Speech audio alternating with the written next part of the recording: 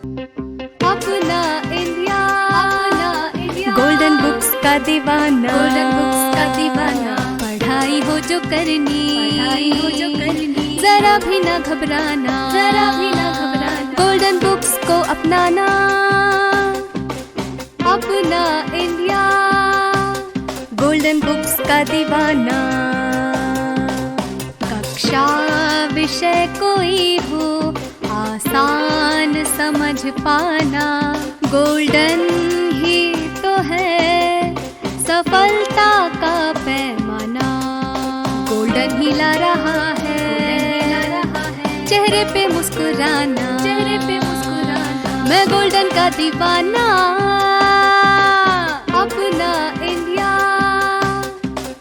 Books का दीवाना, golden books का दीवाना, गोल्डन बुक्स का दीवाना, गोल्डन बुक्स का दीवाना। सभी को मेरा प्यार भरा नमस्कार। नमस्कार धामा जी, नमस्कार। मैं महेश धामा, गोल्डन हिंदी एडिटर और न्यू एज पब्लिकेशन की ओर से इस वेबिनार के संचालक के रूप में आप सबका हार्दिक स्वागत करता हूं। जैसा कि आपको पहले से ही ज्ञात है कि आज हम इस शैक्षणिक सत्र 2022-23 सीबीएसई द्वारा किए गए परिवर्तन और उसमें जो नए अध्याय जोड़े गए हैं उन पर चर्चा करेंगे और इस चर्चा को आगे बढ़ाएंगे डॉक्टर अशोक बत्रा जी। लेकिन उनसे पहले मैं आपको उस शख्सियत का परिचय कराना चाहता हूं जिन्होंने ये वेबिनार आयोजन कराया और जो न्यू एज इंटरनेशनल के प्रबंध निदेशक के रूप में कार्य कर रहे हैं, श्री सौम्य गुप्ता जी। श्री सौम्य गुप्ता जी से मैं आपका पहले एक बार इंट्रोडक्शन कराऊंगा। श्री सौम्य सर पिछले 20 वर्षों से इस पब्लिकेशन को संभाल रहे हैं और सर ने केमिकल में इंजीनियरिंग तथा पब्लिकेशन में न्यूयॉर्क यूनिवर्सिटी से एमएस किया हुआ है। इनकी देखरेख में न्यू एज कंपनी दिन दूनी और रात चौगनी तरक्की कर रही है। सौम्य जी का उद्देश्य केवल अच्छी पुस्तकें या सर्वोत्तम पुस्तकें बेचना ही नहीं है, बल्कि उनका सपना है कि देश का आज जो छात्र है, कल जो नवयुवक बनेगा, वो एक आदर्शवादी व्यक्तित्व वाला इंसान बने, ऐसा सर का सपना है। अब मैं श्री सौम्य गुप्ता जी से निवेदन करूंगा कि वे आए तथा कंपनी और पुस्तकों के विषय में संक्षेप में कुछ जानकारी सभी पैनलिस्ट और सभी अटेंडेंट्स को दे। श्री सौम्य गुप्ता जी, निवेदन करता हूं, प्लीज आए। नमस्कार, मैं सौम्य गुप्ता। आज इस हिंदी वेबिनार में भाग लेने वाले सभी गणमान्य अध्यापकों का मैं दिल से आभार व्यक्त करता हूं। विशेष रूप से डॉक्टर अशोक बत्रा जी जो इस वेबिनार का संचालन करेंगे और उन सभी पैनलिस्ट का जो हिंदी विषय के में सार्थक चर्चा के लिए अपना महत्वपूर्ण योगदान देंगे। न्यू एज इंटरनेशनल पब्लिशर्स की गोल्डन की पुस्तकें संपूर्ण भारत में पहचान बनाए हुए हैं।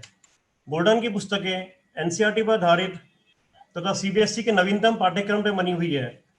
इन पुस्तकों की प्रशंसा अध्यापकों और छात्रों के साथ साथ अभिभावक भी करते हैं।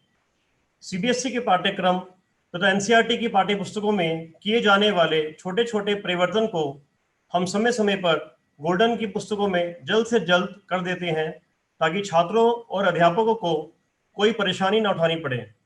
इसके लिए हमारी कंपनी की मार्केटिंग ऑफिसेज हैं और भारत के सभी बड़े शहरों में हमारा ऑफिस है। कंपनी स्कूल श्रृंखला में सभी प्रकार की पुस्तकें प्रकाशित करती है, जो कि एनसीईआरटी बेस्ड बुक्स भी हैं गोल्डन के नाम से, चिल्ड्रन बुक्स और general books. Golden all in one first to fifth तक की पुस्तकों में रिमझिम पाठ्य पुस्तकों का संपूर्ण हल दिया गया है। गोल्डन 6 to 10th में एनसीईआरटी की पाठ्य पुस्तक वसंत, स्पर्श, सिंचन आदि का संपूर्ण हल दिया गया है। गोल्डन की पुस्तकें पढ़कर छात्र गर्व महसूस करते हैं। 1 से 5वीं तक की गोल्डन हिंदी वर्कबुक पाठ्य पुस्तक रिमझिम पर आधारित है। ये पुस्तकें आज के छात्रों की पहली पसंद बनी हुई है।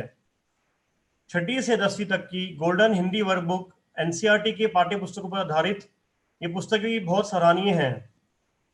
व्याकरण श्रृंखला में नवजीवन हिंदी व्याकरण कक्षा 1 से 10वीं तक की आती है तथा हिंदी बी कोर्स के लिए उत्सव हिंदी व्याकरण कक्षा 9 और 10वीं की भी आती है। हिंदी पाठ्य पुस्तक श्रृंखला में मधुर हिंदी पाठमाला प्रवेशिका से 8वीं क्लास तक उपलब्ध है। इन पुस्तकों में भारत के सभी त्योहार, प्रमुख ऐतिहासिक स्थल, देशभक्ति के गीत एवं घटनाएं प्रमुखता से दी गई हैं। इस वेबिनार में भाग लेने वाले सभी प्रतिभागी को हम एक प्रमाण पत्र देंगे।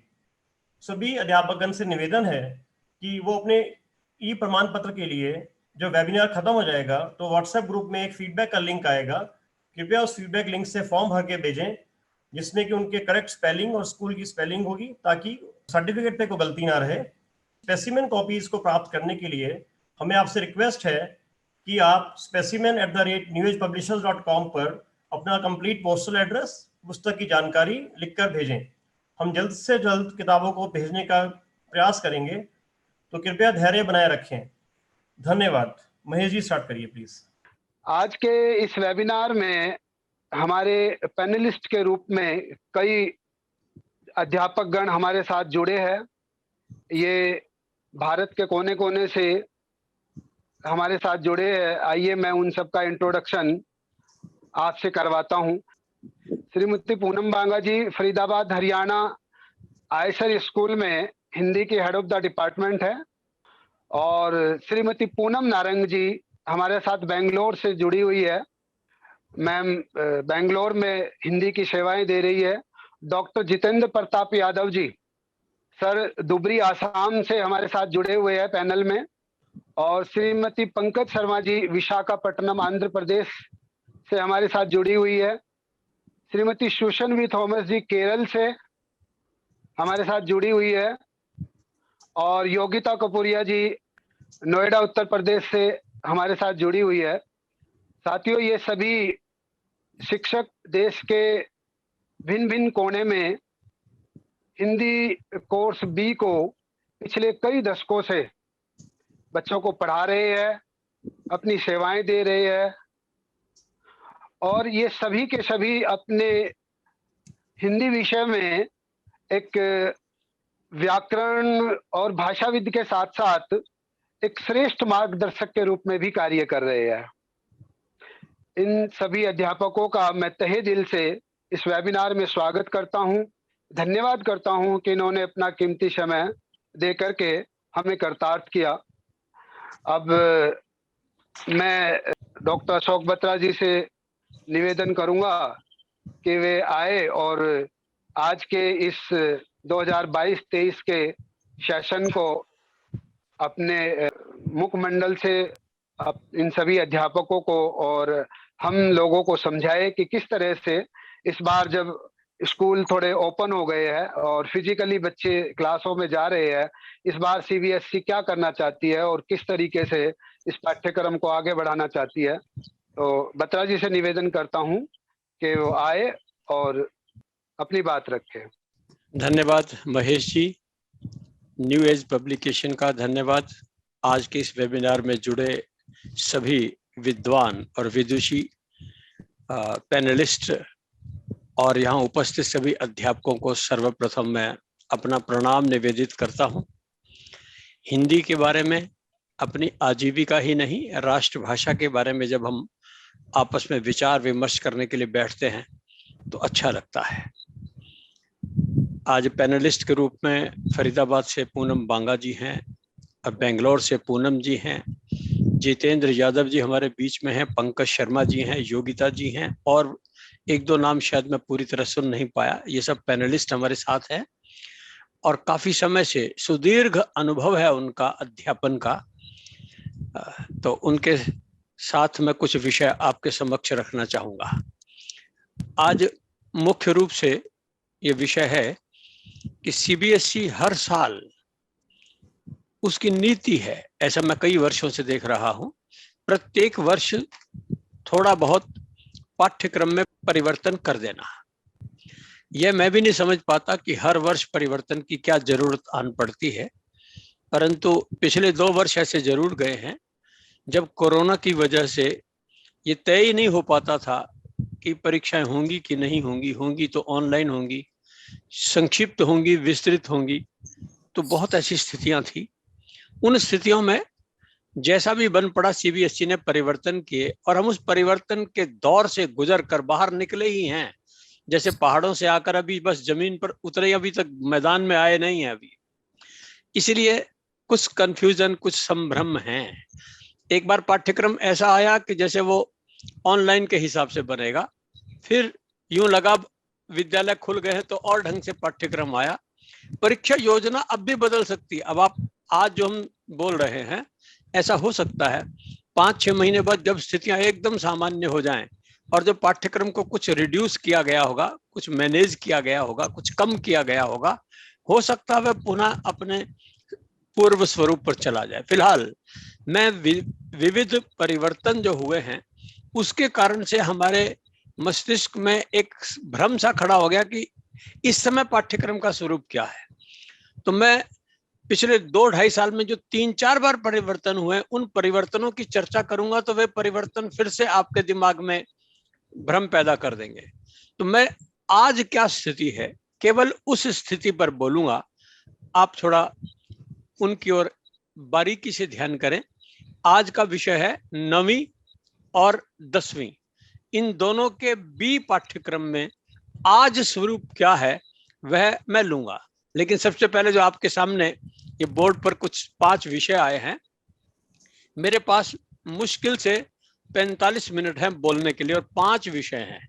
ये विषय या तो नए हैं या नए जैसे हैं या जिनमें कुछ भ्रम है। आपकी बहुत अधिक डिमांड आई है कि इस विषय पर मैं बोलूं, तो 45 मिनट 9 मिनट मुश्किल से मिलेंगे। औपचारिक ईमेल लेखन नया विषय जुड़ा है, उस पर मैं बात करूंगा। चित्र वर्णन जो पहले 30 शब्दों का होता था, अब 100 शब्दों का हो गया। आसान नहीं है ये काम। 30 शब्दों का अभ्यास था, अब 100 शब्दों में कैसे उसे रूपांतरित करें। लघु कथा लेखन पिछले वर्ष ही नया जुड़ा था, तो उसमें पहले कुछ और स्वरूप था, अब बदलाव हुआ है, इस पर बात करूंगा। संवाद लेखन में एक नई चीज जोड़ी गई है कि आप मुक्त होकर नहीं लिख सकते जैसा आपके मन में आए, बल्कि एक परिस्थिति दी जाएगी सामने। तो प्रश्न पत्र का क्या स्वरूप हो सकता है उस पर चर्चा करेंगे। और एक विषय है जिसे हम अध्यापक थोड़ा कम विचार कर पाते हैं, इसीलिए संभ्रम बने रहते हैं, वह है पदबंध और उसके भेद। इन 5 विषयों पर मैं चर्चा करूंगा। कोशिश करूंगा इतने कम समय में एक एक विषय को बोलने के लिए। पिछली बार लघु कथा पर मैंने 1.5 घंटा बोला था, आज मैं 8-9 मिनट में उसको कैसे समेटूंगा, मेरे लिए एक चुनौती है, परंतु हम जरूर कर लेंगे। अब जरा नेक्स्ट चले, हम पहले पाठ्यक्रम की ओर लेकर चलता हूं। पहले पाठ्यक्रम की ओर ध्यान कीजिए। 9वीं और 10वीं दोनों के पाठ्यक्रम की बात कर रहा हूं। अब तक अपठित पद्यांश और अपठित गद्यांश, कभी क्या होता था कि 2-2 दे दिए जाते थे, 1-1 करना होता था। लेकिन अब वर्तमान में स्थिति है कि 9वीं हो या 10वीं, दोनों में अपठित गद्यांश हैं, पद्यांश हैं ही नहीं। ना 9वीं में ना 10वीं में नहीं है। 200 शब्दों का एक गद्यांश दिया जाएगा जिसमें 1-1 नंबर के 5 प्रश्न पूछे जाएंगे। ध्यान करें, इसमें बिल्कुल नहीं लिखा है कि ये प्रश्न बहुविकल्पी होंगे। इसका अर्थ ये हुआ, मैंने स्पष्ट लिख रखा है, लघुत्तरात्मक भी हो सकते हैं और बहुविकल्पी भी हो सकते हैं। यही हम सबकी दिक्कत होती है कि इसके बाद अब बहुविकल्पी प्रश्नों की श्रृंखला शुरू होगी।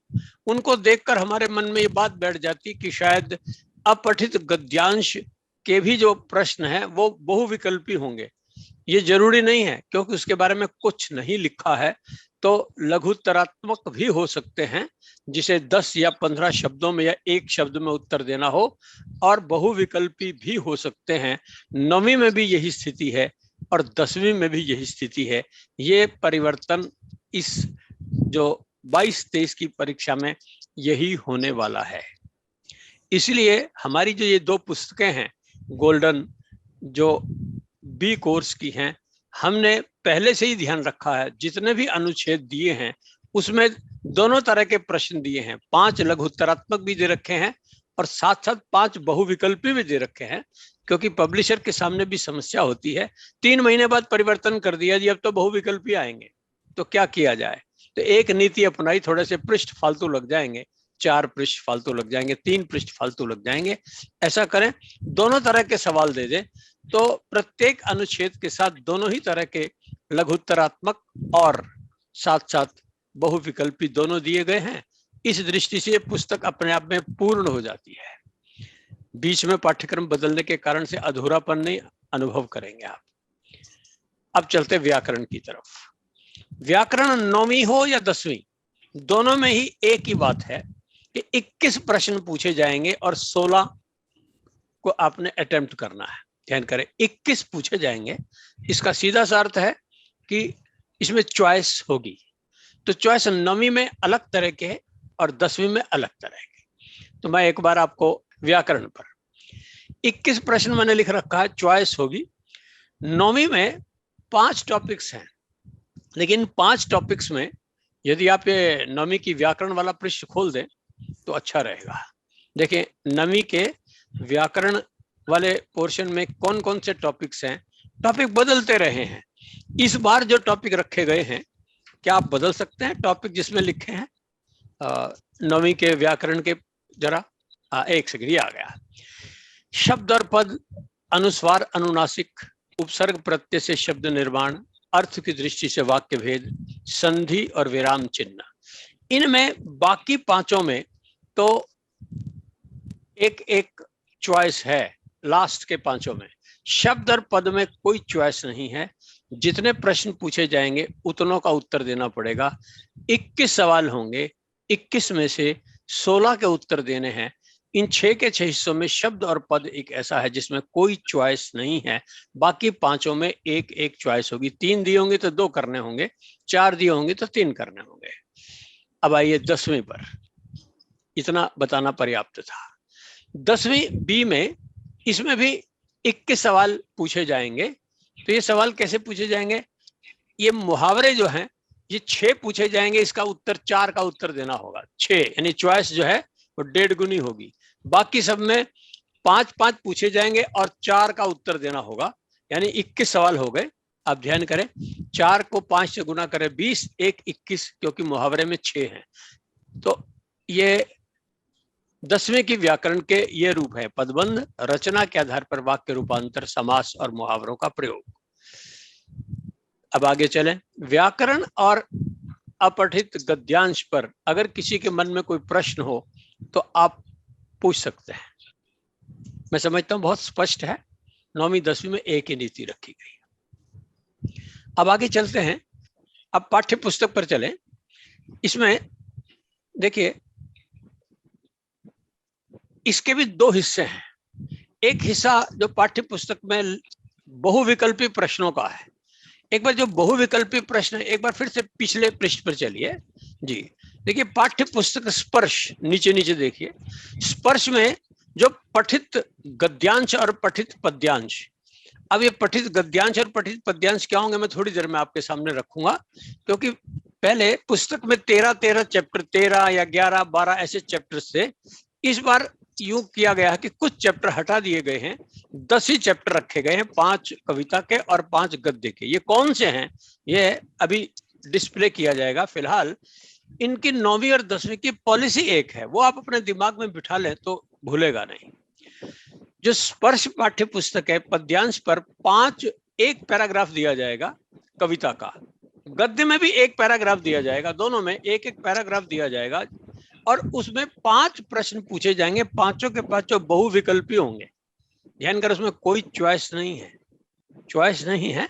बिना चॉइस के 1 पैराग्राफ गद्य का, 1 पद्य का, 5 सवाल बहुविकल्पी होंगे। ये 9वीं में भी यही है और 10वीं में भी यही है।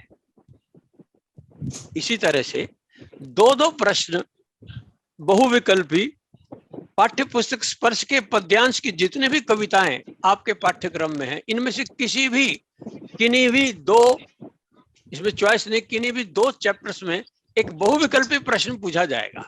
मान लीजिए कबीर हैं तो पूरे कबीर में से ही कोई एक प्रश्न पूछ लिया गया, बहुविकल्पी। इसी तरह से गद्यांश के भी जितने भी चैप्टर्स हैं, इनमें से किन्हीं 2 चैप्टर्स से एक बहुविकल्पी प्रश्न पूरे चैप्टर में से। ऊपर वाला किसी एक गद्यांश में से था, वो गद्यांश तक सीमित था, परंतु पूरे चैप्टर में से 2-2 सवाल पूछे जाएंगे। इस तरह से 7 नंबर बहुविकल्पी प्रश्न स्पर्श के पद्यांश में से और 7 नंबर के प्रश्न गद्यांश में से 14 नंबर यह बहुविकल्पी प्रश्नों के माध्यम से इन दोनों पुस्तकों में से पूछे जाएंगे। जो दूसरी पुस्तक है संचयन, उसमें से बहुविकल्पी कोई प्रश्न नहीं है। मैं समझता हूं कि बहुविकल्पी प्रश्नों की श्रृंखला पूरी होती है। अब ये जो दोनों पुस्तकें हैं, इन दोनों पुस्तकों में से कुछ प्रश्न वर्णनात्मक भी हैं। अब अगले पृष्ठ पर आइए वर्णनात्मक। वर्णनात्मक में एक पॉलिसी आप ध्यान कर ले, बहुत ही आसान समझने की है कि कितने अंकों का कोई प्रश्न हो तो उसका विस्तार कितना हो। सीबीएसई ने एक नीति बना ली है। 1 नंबर का प्रश्न है तो उसका उत्तर 15 से 20 शब्दों में देना चाहिए। 1 शब्द में खत्म होता तो कोई बात नहीं, लेकिन अधिक से अधिक 20 शब्द में होना चाहिए। 2 नंबर का है तो वो 30 से 40 शब्दों के बीच में सिमट जाना चाहिए। 20 से गुणा करते जाइए। 3 नंबर का प्रश्न है तो 50 से 60 शब्दों में वह पूरा हो जाना चाहिए। और अगर 4 अंकों का है तो 70 से 80 शब्दों में पूरा हो जाना चाहिए। और यदि 5 नंबर का कोई प्रश्न है तो वो 100 शब्दों के साथ सिमट जाना चाहिए। ये एक नीति है। 20 से गुणा कर लीजिए, आपके दिमाग में सेट हो जाएगा, कभी जानना नहीं पड़ेगा ये कितने। 3 नंबर का सीधी सी बात है 60 शब्दों के आसपास में होना चाहिए। एक नीति है। तो अब देखेंगे स्पर्श में 3 तरह के सवाल आएंगे। तीनों के तीनों का उचित एक ही विभाजन है। पहले गद्य भाग से। गद्य भाग में निर्धारित पाठ जितने भी निर्धारित हैं, इनमें से 3 सवाल पूछे जाएंगे, 2 का उत्तर देना होगा और 3-3 नंबर के होंगे। 6 नंबर के ये वर्णनात्मक प्रश्न होंगे गद्यांश में से 60-60 शब्दों के। ऐसे पद्यांश में भी यही होगा, 3 पूछे जाएंगे, 2 का उत्तर देना होगा, 60 शब्दों में देना होगा। 6 नंबर इसके भी रखे गए हैं। और संचयन में भी बिल्कुल यही पॉलिसी है कि 3 सवाल पूछे जाएंगे, 2 का उत्तर देना होगा और 60 शब्दों में उत्तर देना होगा। 6 नंबर इसके हैं। कुल मिलाकर 18 नंबर के वर्णनात्मक प्रश्न होंगे दोनों पुस्तकों में। 9वीं में भी यही है, 10वीं में भी यही है। बिल्कुल सीधा सपाट, आप चाहें तो इसको बड़े ध्यान से समझ सकते हैं। यह हुआ पाठ्य पुस्तकों और व्याकरण तक का अंश हो चुका। अब हम बात कर रहे थे कि लेखन कार्य, जिसको रचनात्मक लेखन कहते हैं। रचनात्मक लेखन 9वीं में अलग है, 10वीं में अलग है। दोनों में क्या क्या है, एक एक पर विचार करेंगे। इससे पहले जरा मैं ये बात कर लें कि आपकी जो पाठ्य पुस्तकें थी, इन पाठ्य पुस्तकों में कौन से चैप्टर हटा दिए गए हैं। अगर आप पाठ्य पुस्तक को सामने ले आए, पाठ्य पुस्तक वाला पन्ना, स्पर्श में पद्यांश में से कौन से चैप्टर अब हटा दिए गए हैं, जरा उस पृष्ठ को खोलिए। ये ठीक है, बिल्कुल 9वीं में से जो लाल रंग के पिंक कलर के हैं ये हटा दिए गए हैं। धर्म की आड़ हटा दिया गया। नजीर अकबराबादी आदमी नामा हटा दिया गया। सियाराम शरण गुप्त की कविता एक फूल की चाह अब कोर्स में इस वर्ष नहीं है। बात पूरी होगी। बाकी पिछले साल थे कि नहीं थे, बाकी सारे चैप्टर 10 चैप्टर जो हैं वे आपके पाठ्यक्रम में हैं।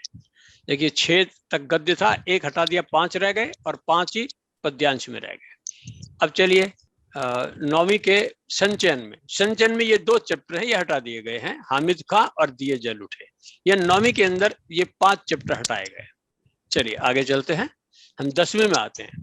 10वीं में पद्यांश में से 2 चैप्टर हटा दिए गए, एक बिहारी और एक महादेवी वर्मा, इनको हटा दिया गया है। और बाकी सब के सब चैप्टर आपके पाठ्यक्रम में एज इट इज हैं। ऐसे गद्यांश में गिरगिट, अंतोन चेखव का गिरगिट, ये पाठ्यक्रम में अब नहीं रहा है इस बार से। और संचयन पुस्तक में भी एक परिवर्तन हुआ है। 10वीं में कोई परिवर्तन नहीं है। 10वीं में संचयन बिल्कुल जैसी थी वैसी की वैसी, उसके सारे chapter as it is intact है। ये पाठ्यक्रम के बारे में मैं पूरी बात कर चुका हूं दोनों पुस्तकों की।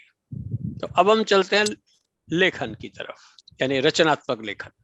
ये वही का वही है, संचयन में कोई परिवर्तन नहीं। अब आइए लेखन कार्य क्या मतलब रचनात्मक लेखन। रचनात्मक लेखन के जो अंक हैं वे रखे गए हैं 20। अनौपचारिक पत्र लेखन, ये अनौपचारिक पत्र लेखन में सिर्फ इतना ध्यान रखना, अनौपचारिक वे होते हैं जो मामा चाचा ताऊ ये सब अपने पारिवारिक मित्रों को, ये अनौपचारिक पत्र लेखन होते हैं। और अनुच्छेद लेखन बिल्कुल वैसा है जैसा होता है, इस पर मुझे कुछ कहना नहीं है। संवाद लेखन में एक परिवर्तन कर दिया गया और चित्र वर्णन, इन दोनों में एक विशेष परिवर्तन है जिसका मैं अलग से जब बात करूंगा तो उसकी बात करेंगे। एक प्रश्न आया 9वीं में धूल पाठ तो पिछले साल था, इस साल भी होगा। देखिए इस प्रश्न का उत्तर ये है कि पाठ्य जो पुस्तक है वो शायद नई छपी है। नई छपी पुस्तक में मेरे ख्याल से, एक बार जरा 9वीं की किताब दोबारा से निकालिए, सामने रखिए। 9वीं की जो, हाँ एक सेकंड, 9वीं की और बैक जाइए। 9वीं, हाँ बस 9वीं में देखिए, इसमें धूल है क्या? इसमें धूल है ही नहीं। धूल को पहले ही धूल चटा दी गई है। वो ऐसी धूल चटाई है कि वो पाठ्य पुस्तक से ही हटा दी गई है। धूल इस समय आपकी पाठ्य पुस्तक में जब है ही नहीं तो फिर आप कहां से उसको लाएंगे? पाठ्य पुस्तक में जो परिवर्तन हो गया, चैप्टर रिमूव ही कर दिया गया। इसलिए लेटेस्ट पाठ्य पुस्तक, यदि आपने मेरी बात सुन ली और पुरानी आज से 10 साल पहले वाली किताब आपने उठा ली तब दिक्कत हो जाएगी। लेटेस्ट पुस्तक को आप चाहे तो गूगल पर भी सर्च कर सकते हैं, आपको मिल जाएगी लेटेस्ट पुस्तक क्या है, उसमें से ये चैप्टर हटाने हैं। तो इस धूल पर कंफ्यूजन ना हो, वह अब प्रश्न जो है वाकई धूल में ही चला गया है। तो ये स्पष्टता हो गई। प्रश्न पूछा, धन्यवाद, औरों को भी स्पष्ट हो गया होगा। हम बात कर रहे थे अब 9वीं के पाठ्यक्रम की तरफ। बीच में सवाल आएंगे, मैं कोशिश करूंगा बाद में ही ले लें सवाल। आप प्रश्न को बनाए रखिएगा अपने बीच में, वरना वहां से फोकस हट जाता है। संवाद लेखन मैंने जैसे कहा परिवर्तन हो गया है, मैं इस पर चर्चा करूंगा। और चित्र वर्णन भी मैंने जैसे पहले बताया 30 और 40 शब्द में लिखना थोड़ा आसान होता है, लेकिन जब 100 शब्दों में लिखना पड़ जाए तो आप समझ लें किताब को लेकर, चित्र को लेकर 100 शब्द लिखना आसान भी नहीं होता है। इसमें रचनात्मकता और मौलिकता की जरूरत होती है। तो इस पर बाद में बात करेंगे। अभी 10वीं के रचनात्मक लेखन की तरफ चलते हैं। 10वीं के रचनात्मक लेखन में औपचारिक पत्र लेखन है। ये औपचारिक पत्र लेखन और नीचे है औपचारिक ईमेल लेखन। अब ध्यान कर ले, दोनों एक ही हैं, आप कंफ्यूज ना हो। दिखने में 2 दिख रहे हैं, वास्तव में एक हैं। जब मैं बात करूंगा तो 5 ही मिनट में मैं ये टॉपिक समाप्त कर दूंगा, तभी बात करूंगा जब इसका नंबर आएगा। अनुच्छेद लेखन पर मुझे कुछ नहीं कहना, सूचना और विज्ञापन लेखन पर भी मुझे आज कुछ नहीं कहना। लघु कथा लेखन में एक परिवर्तन हुआ है, इस पर मैं बात करूंगा। यह है पूरे पाठ्यक्रम का एक शॉर्ट में जो विवरण मैंने आपको दिया है। आपके मन में किसी भी तरह का कोई भ्रम, कंफ्यूजन हो, आप अब रख सकते हैं, वरना मैं अगले टॉपिक पर आता हूं, क्योंकि समय बहुत सीमित है। किसी का कोई कंफ्यूजन? पूनम जी चला जाए आगे? जी हाँ सर, नो डाउट। थोड़ा स्पीड तेज हो जाती है तो मुझे इसलिए पूछना पड़ता है, कभी रह गया तो आप थोड़ा समय ले सकते हैं, क्योंकि ये बहुत महत्वपूर्ण है। अब हम बात करना चाहेंगे कि जो नए टॉपिक्स आए हैं, जो अध्यापक को मथते हैं कि हम इसका क्या करेंगे। तो इस बार एक नया टॉपिक आया, वह है, सौभाग्य से वो नया जितना दिखता है उसमें इतना कुछ है नहीं, मैं उसको सिर्फ 3 मिनट में भी समाप्त कर सकता हूं। वह है ईमेल लेखन। ईमेल लेखन में, और 10वीं में आया है औपचारिक, फॉर्मल लेटर्स, ऑफिशियल लेटर्स है। ऑफिशियल लेटर राइटिंग में किसी ने पूछा निबंध लेखन पर, ये प्रश्न बाद में लूंगा। ये निबंध लेखन जब कोर्स में ही नहीं है तो इस पर विचार तो मैं कुछ कर ही नहीं सकता ना। हम तो सीधे केवल 9वीं और 10वीं के पाठ्यक्रम में क्या इस पर विचार कर रहे हैं, इसके बाहर विचार। कुछ ए कोर्स वाले टीचर भी हैं, आप एक बार और क्लियर कर दीजिए कि today's webinar is for course B. जी ठीक, बिल्कुल। हाँ अच्छा, अगर ये बात क्लियर नहीं है तो मैं एक बार स्पष्ट आपके सामने रख लूं। सीबीएसई में 9वीं और 10वीं का जो बी कोर्स है, आज ये जो सेमिनार या वेबिनार चल रहा है, ये बी कोर्स पर चल रहा है। कुछ ही दिनों में ए कोर्स पर फिर से होने वाला है। जब ए कोर्स पर बात होगी तो हम ए कोर्स की बात करेंगे, तब निबंध होगा तो निबंध की भी चर्चा होगी। आज केवल बी कोर्स के पाठ्यक्रम में कुछ जो टॉपिक्स हैं, जो हैं उन पर बात कर सकते हैं। जो होने चाहिए वो हमारा विषय ही नहीं है, उसमें तो समय हमारा जाएगा। इसलिए जो भी प्रश्न हो आपके 9वीं और 10वीं के पाठ्यक्रम से संबंधित होने चाहिए। जी अब आगे चलते हैं। मैं बात कर रहा था औपचारिक पत्र लेखन और औपचारिक ईमेल लेखन। ईमेल लेखन आज की नई विधा है, इस कारण से बच्चों को इसकी ट्रेनिंग होनी चाहिए, इस विषय रखा गया है। मैं यदि इसे समाप्त करना चाहूं तो शुरू करने से पहले समाप्त कर सकता हूं कि औपचारिक पत्र लेखन और औपचारिक ईमेल लेखन में केवल एक ही फर्क है, एक ही अंतर है। वह यह अंतर है कि आपको ऊपर फ्रॉम मैंने आपने अपना पता जो देना होता है, अपना पता नहीं देना, उसकी बजाय आपको अपना ईमेल एड्रेस लिखना है कि मैं कौन लिख रहा, ईमेल एड्रेस देना है। सभी चक्करों से गए जी, आप भोपाल से लिख रहे हैं, देहरादून से लिख रहे हैं, फरीदाबाद से लिख रहे हैं, लिखना ही नहीं। और पहले पत्र के द्वारा ये पता चल जाता है पेपर कहाँ से आए, अब पता नहीं चलेगा। कारण क्या कि ईमेल भरना है। और ईमेल भी अगर कोई समझदार परीक्षक होगा वह बच्चे पर नहीं छोड़ेगा, वो अपना लिख देगा, एक्चुअल लिख देगा। एक्चुअल लिखवाने की बजाय यदि आप परीक्षक होते हैं, आप एक कल्पित ईमेल एड्रेस दीजिए कि आप मुकेश, उसका ईमेल एड्रेस लिखिए, आप मुकेश 223@gmail.com वो लिख दीजिए। की ओर से किसको चिट्ठी लिखी है, उसमें भी उनके प्रधानाचार्य या प्राचार्य ईमेल एड्रेस लिखिए। ईमेल एड्रेस आपको दोनों फ्रॉम और टू दोनों के ईमेल एड्रेस परीक्षक को प्रश्न पत्र में ही दे देने चाहिए यदि आप नहीं चाहते कि किसी भी तरह से आपके बच्चे के एड्रेस का पता चले, शहर का पता चले कि इस शहर का लड़का लिख रहा है। पेपर जो है आज हमारे पास बेंगलोर के आए हुए हैं, ये पता ही ना चले।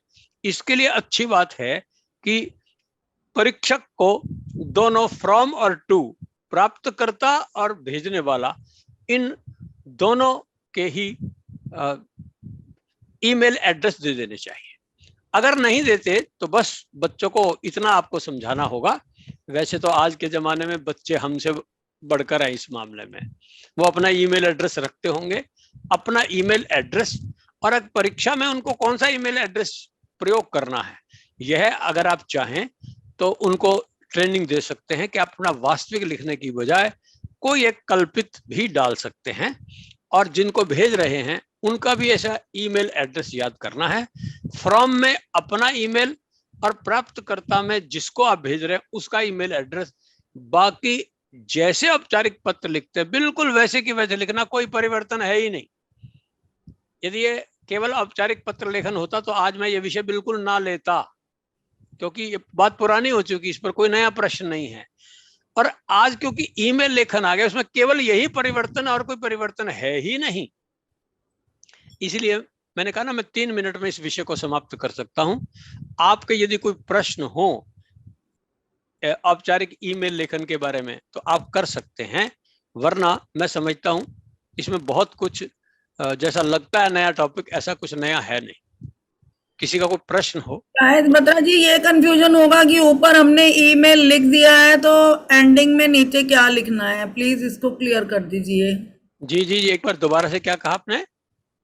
ऊपर ईमेल एड्रेस लिखा, अपना विचार खत्म हो गया, तो एंडिंग में नीचे लास्ट में क्या आएगा पत्र में, एक बार ये उसमें नीचे देखिए दोनों पते ऊपर जा चुके हैं। नीचे आपने जैसे अपना लिखते हैं भवदीय लिखते हैं कि नहीं, माना प्रधानाचार्य को लिख रहे हैं तो भवदीय नितिन चोपड़ा, रोल नंबर इतना और ये कक्षा वो लिखनी है आपने, क्योंकि पत्र किसकी ओर से जा रहा है उसको अपना नाम इत्यादि लिखना ही लिखना है, वही लिखना ही लिखना। ये बात आ रही है मंजू गुप्ता जी की ओर से, होगा सर कि मैं उसका फॉर्मेट दूं। औपचारिक खुलवा के दिखवा देते हैं जी, आप ऐसा करें, औपचारिक पत्र लेखन वाला पृष्ठ खोल दीजिए एक बार, खोल दीजिए। औपचारिक ईमेल वाला पत्र, हाँ ये औपचारिक ईमेल वाला खोल देते अरे वो बहुत अच्छा रहेगा, क्योंकि ये कंफ्यूजन अभी सबसे नीचे औपचारिक ईमेल है रोहतास जी। बिल्कुल ठीक है, बिल्कुल बिल्कुल ये अच्छा है। नीचे। मैं सोच रहा था इससे काम करके जो बाकी जो है वो थोड़ा कॉन्सेप्चुअल है, उसमें चेंज है, उस पर ध्यान दूं। आप जरा एक बार इसको भी देख लें। देखिए ये सबसे पहले मैंने इसमें लिखा पत्र लेखन और ई पत्र लेखन में अंतर क्या है। देखिए थोड़ा सा ऊपर कीजिए, थोड़ा सा, ये जो मैंने आपको बता दिया कि ये कागज पर लेखनी द्वारा, ये इंटरनेट में कीबोर्ड द्वारा लिखा जाएगा। पहले पता लिखते थे मल्लिका 230 गांधीनगर बिलासपुर, अब क्या करेंगे, इसकी जगह आप फ्रॉम वाले कॉलम में लिखेंगे मल्लिका 84@gmail.com। बस आपने पता अपना लिखा नहीं, फिर सेवा में इधर होता तो इधर टू आएगा, कारण है कि वहां टू ही आएगा, वहां सेवा में नहीं आने वाला, क्योंकि Yes. आप इंटरनेट में अंग्रेजी चल रही है, अभी हिंदी नहीं आई, इसलिए टू वाली जगह पर इसमें पत्र पाने वाले का आपको ईमेल एड्रेस देना है। जैसे इसमें दिया, मैंने अपना दे दिया अशोक बत्रा डॉट, मेरे से ये भी मैंने भी गलत दे रखा है, जानबूझकर अपने वाला वो नहीं दिया, थोड़ा सा ऊपर कीजिए भैया।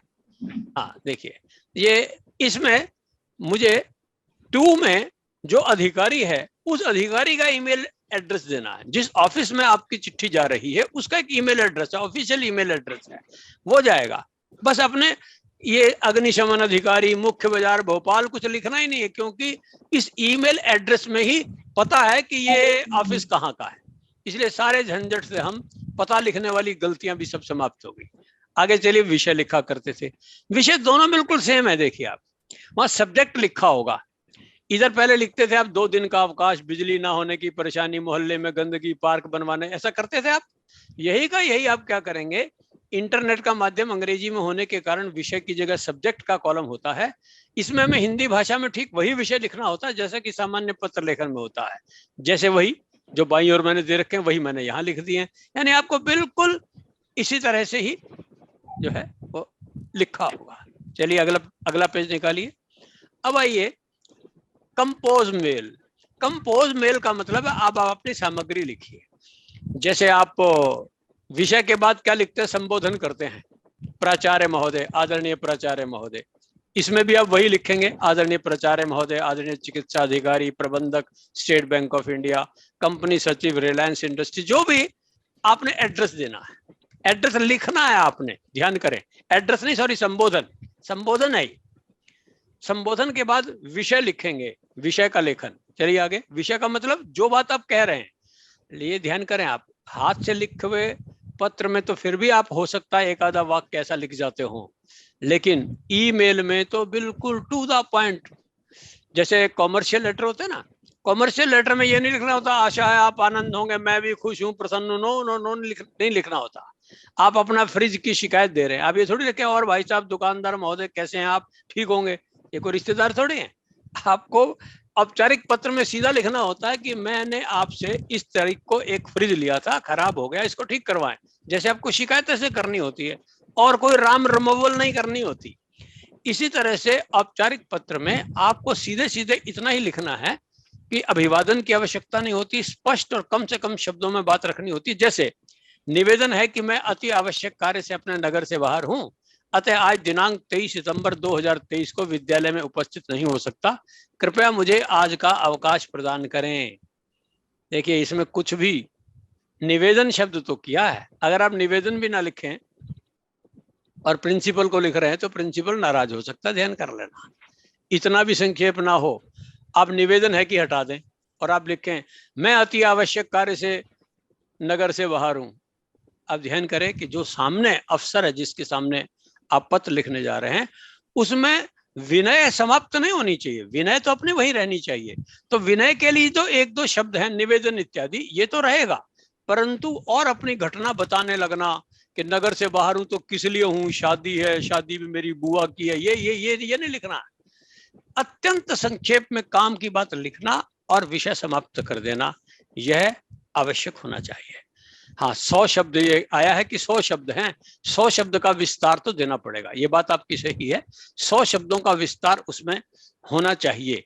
और अगर कई जगह ऐसा लगता है कि विषय हमारा बहुत ही छोटा है, बहुत ही छोटा है, तो भी विस्तार अगर देना तो किस चीज पर देना है ये ध्यान कर लेना। अनावश्यक यदि आप विस्तार देते हैं तो, जैसे आपको ध्यान में नारा लेखन क्यों समाप्त हो गया, आपके कोर्स में नहीं रहा, क्यों समाप्त हुआ, दे दिया 25 से 30 शब्दों में नारा लिखिए, किसी की हिम्मत लिख कर दिखा दे नारा, 5 शब्द 6 शब्द 8 शब्द में खत्म हो जाता है।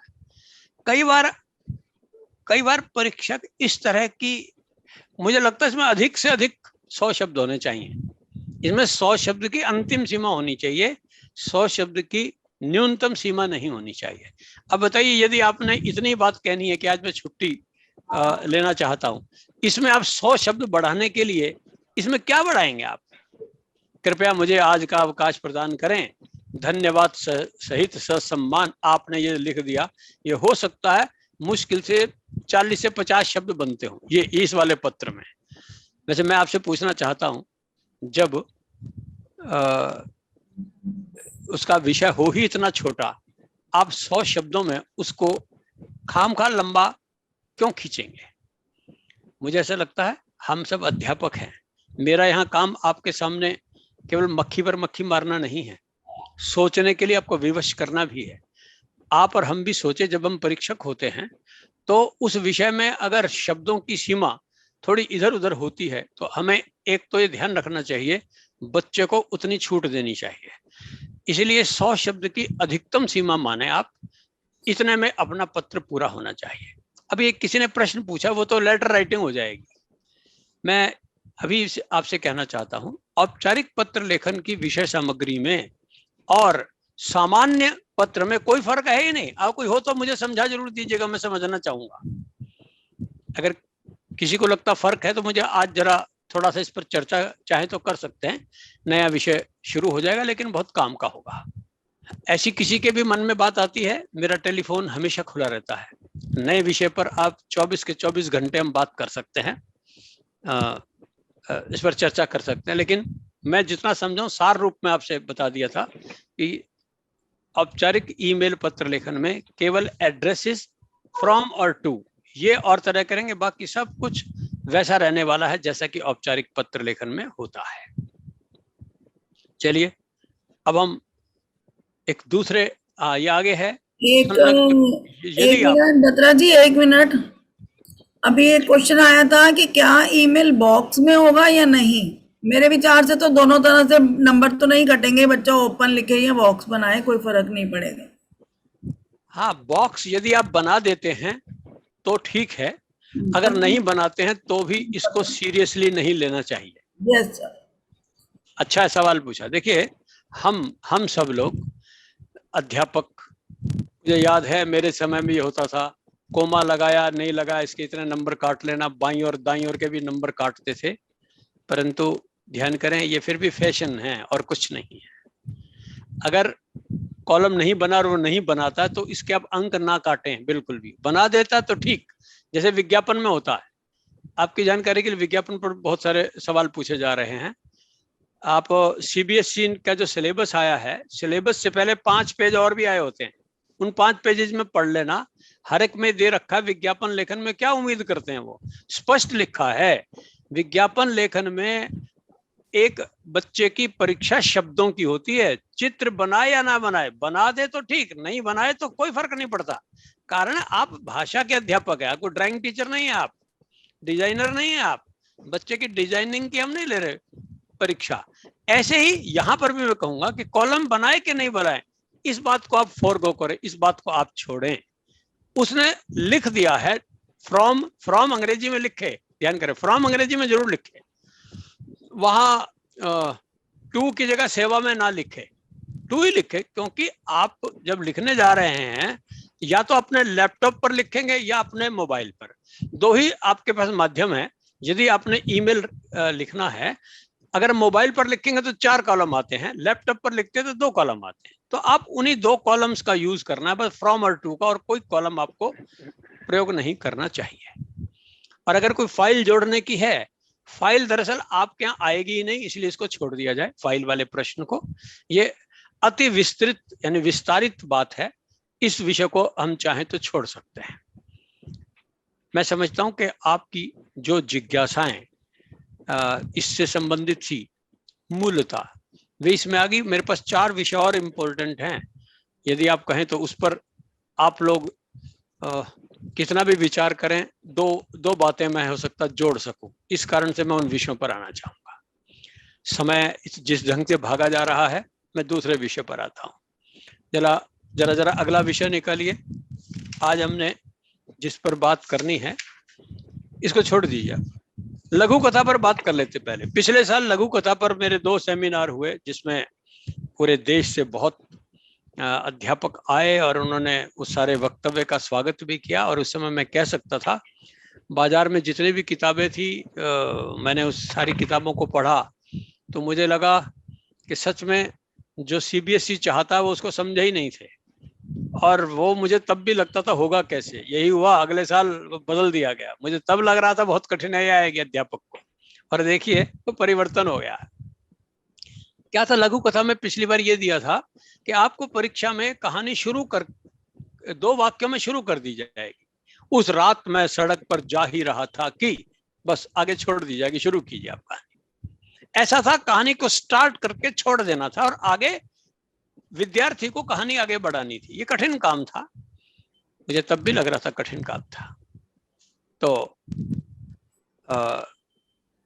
ये अभी प्रश्न पूछ रहा है कि ईमेल पर टाइप, जो हिंदी में टाइप अभी स्वीकार नहीं है। एक ध्यान करें आप, आपने ईमेल पर एक प्रश्न आया, जरा बाद में आया है कि इंटरनेट पर अभी हिंदी नहीं आई है, ये सवाल पूछा है।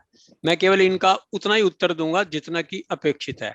आपको लिखना है, टाइप नहीं करनी है। आप परीक्षा में पेन होगा आपके हाथ में, आपने पेन से पेपर में लिखना, वहां को टाइप नहीं करना है। आप इसको छोड़ दीजिए सवाल को, वरना मेरा फिर समय इसमें लगेगा। अभी लघु कथा पर आना चाह रहा हूं।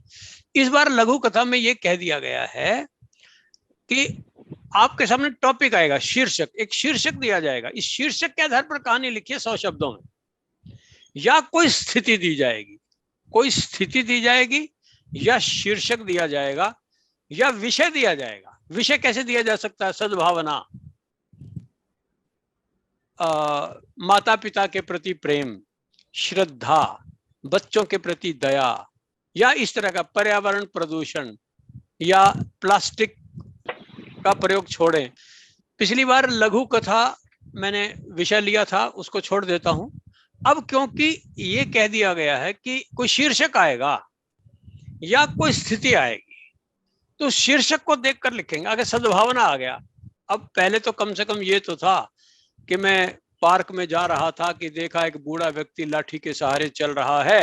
अब आप चाहे तो सद्भावना में बदलने के लिए उसको गिरता हुआ दिखा सकते हैं, फिर आपने जाकर उनको उठाया हो, अस्पताल ले गए हो, या आपने देखा कोई दूसरा व्यक्ति गया और उनको उठाया और आपके मन में उसके प्रति श्रद्धा आई हो। ऐसी कोई बात हो सकती है अगर सद्भावना शीर्षक।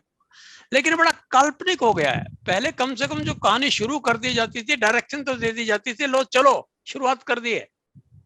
अब तो कोई डायरेक्शन नहीं है। मान लीजिए ऐसा विषय आ गया दया, तो अब आपको दया की कोई कहानी उसी समय सोचनी पड़ेगी। ये ऐसा हो गया जैसे निबंधों के टॉपिक होते हैं। टॉपिक अगर पहले से आप 30-40 निबंधों के बारे में बच्चा सोच कर जाता है, ऐसे आपको विभिन्न विषय दिए जा सकते हैं भावनात्मक, जिस पर कौन सी घटना आपको सुनानी है ये आप सोच कर जाएं। कठिन काम है ये। इस पर पूरा एक सेमिनार अगर होगा तब तो मैं न्याय करूंगा। आज तो मैं केवल शीर्षक बताकर अपनी बात समाप्त करूंगा। देखिए, मैंने 15 कहानियां दी थी इसमें। लघु कहानी के बारे में इतनी बात जरूर कही थी, लघु कथा है ये, यानी इसका मतलब लघु कहानी। लघु कहानी का मतलब है इसमें कथा लंबी नहीं होती, केवल आधे ही पृष्ठ में ये लघु कथा समाप्त हो जाती है। इसका अंत जो है बहुत बहुत तीव्र, बहुत झटका देने वाला होता है। लघु कथा में झटका देना, संवेदित करना, झंकृत करना, चोट पहुंचाना या आश्चर्यचकित कर देना, यह तत्व आखिर में ऐसा तत्व होना चाहिए कि व्यक्ति सोचता रह जाए, उसकी चेतना को झंझना दिया हो। जैसे आप डॉक्टर के पास गए, जी मेरा कंधा जो है ना वो लॉक हो गया है, तो डॉक्टर कई बार कहता है मैंने जोर से उसको चोट की तो वो जो ज्वाइंट्स थे उसमें थोड़ी सी लहर उठी। इसी तरह से हमारा जो चित्त है, हम जो आज इस सभ्यता में कुछ चीजों को हमने खो दिया है, तो ये लघु कथा क्या करती है, उसमें चोट करती है। अरे तुम ऐसे आदमी हो गए हो क्या? वास्तव में लघु कथा एक तरह से लघु चोट होती है, या अनुभूति का या किसी दृश्य का ऐसा रोमांचक अनुभव होता है लघु कथा में। इसलिए उसमें तत्व तो चाहे 6 के 6 होते हैं, परंतु कहानी का विस्तार बहुत छोटा।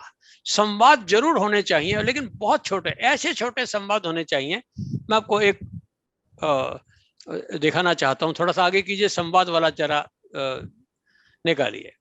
ये लीजिए संवाद। मान लीजिए संवाद कैसे होने चाहिए, कितने छोटे। तुम यहाँ क्यों, बुरा लगा? नहीं, घर है तुम्हारा, पर कोई माने तो। अब देखिए संवाद कितने छोटे, इससे छोटे नहीं हो सकते। लघु कथा क्योंकि है बहुत छोटी, उसके संवाद होंगे जरूर, बिना संवाद के किसी कहानी में जान नहीं आती है। संवाद हो, परंतु वे बहुत छोटे होने चाहिए। ये तो हो गया लघु कथा के बारे में, परंतु जो परिवर्तन हुआ है वो परिवर्तन आपको समझने की बात है। परिवर्तन ये है, मैंने अपनी वही लघु कथाएं जो पिछली बार अपने इस पाठ्यक्रम में दी थी, जरा एक बार उसकी ओर चलता हूं, थोड़ा सा आगे लघु कथाएं निकालिए आप। मेरी पहली लघु कथा पर आइए। चलिए, ये मैंने तरीके बता रखे थे। पहली लघु कथा ये इससे पहले वाली देखिए, इससे पहले ये देखिए, ये पिछली बार दी थी कि आपके कोर्स में या आपकी परीक्षा में ऐसे आएगा कि आंधी और तूफान, समुद्र में ऊंची ऊंची लहरें उठ रही थी, मैंने सुना कि कहीं दूर से कुत्ते के रोने की आवाज आ रही है, मुझे कुछ अंदेशा हुआ, छोड़ दिया जाएगा। अब आपको कहा कहानी लिखिए। ये कहानी स्टार्ट कर दी गई थी, आपको पूरा करना था, आप अपनी कल्पना शक्ति से पूरा करते। अब इसकी जगह यही की यही कहानी लिखी है, तो इस पर इसका शीर्षक क्या आएगा? मैंने कहा अगर मुझे इसी को रहने दूं, इस किताब में इसका शीर्षक क्या रखूं? आप इसको पढ़ना कहानी को। इस कहानी में मैंने ऐसा लिखा था कि अंदेशा ये हुआ, कुत्ता रो रहा है, लगा कि कुछ हो गया है। मैंने साथ खड़े गोताखोर को बुलाया, कहा यार देखना ये कुत्ता इस तरह से क्यों लहरों में भाग रहा है। उसने कहा अच्छा अभी देखता हूँ। वह गया, थोड़ी देर के अंदर अपनी नाव के अंदर एक लाश लेकर आया। लाश नहीं, एक जीवित व्यक्ति को लेकर आया। बोले आपने बाबूजी ठीक कहा था, इसका मालिक डूब रहा था, इसीलिए ये समुद्र के अंदर भाग रहा था, लेकिन लहरों को लेकर पीछे भाग रहा था।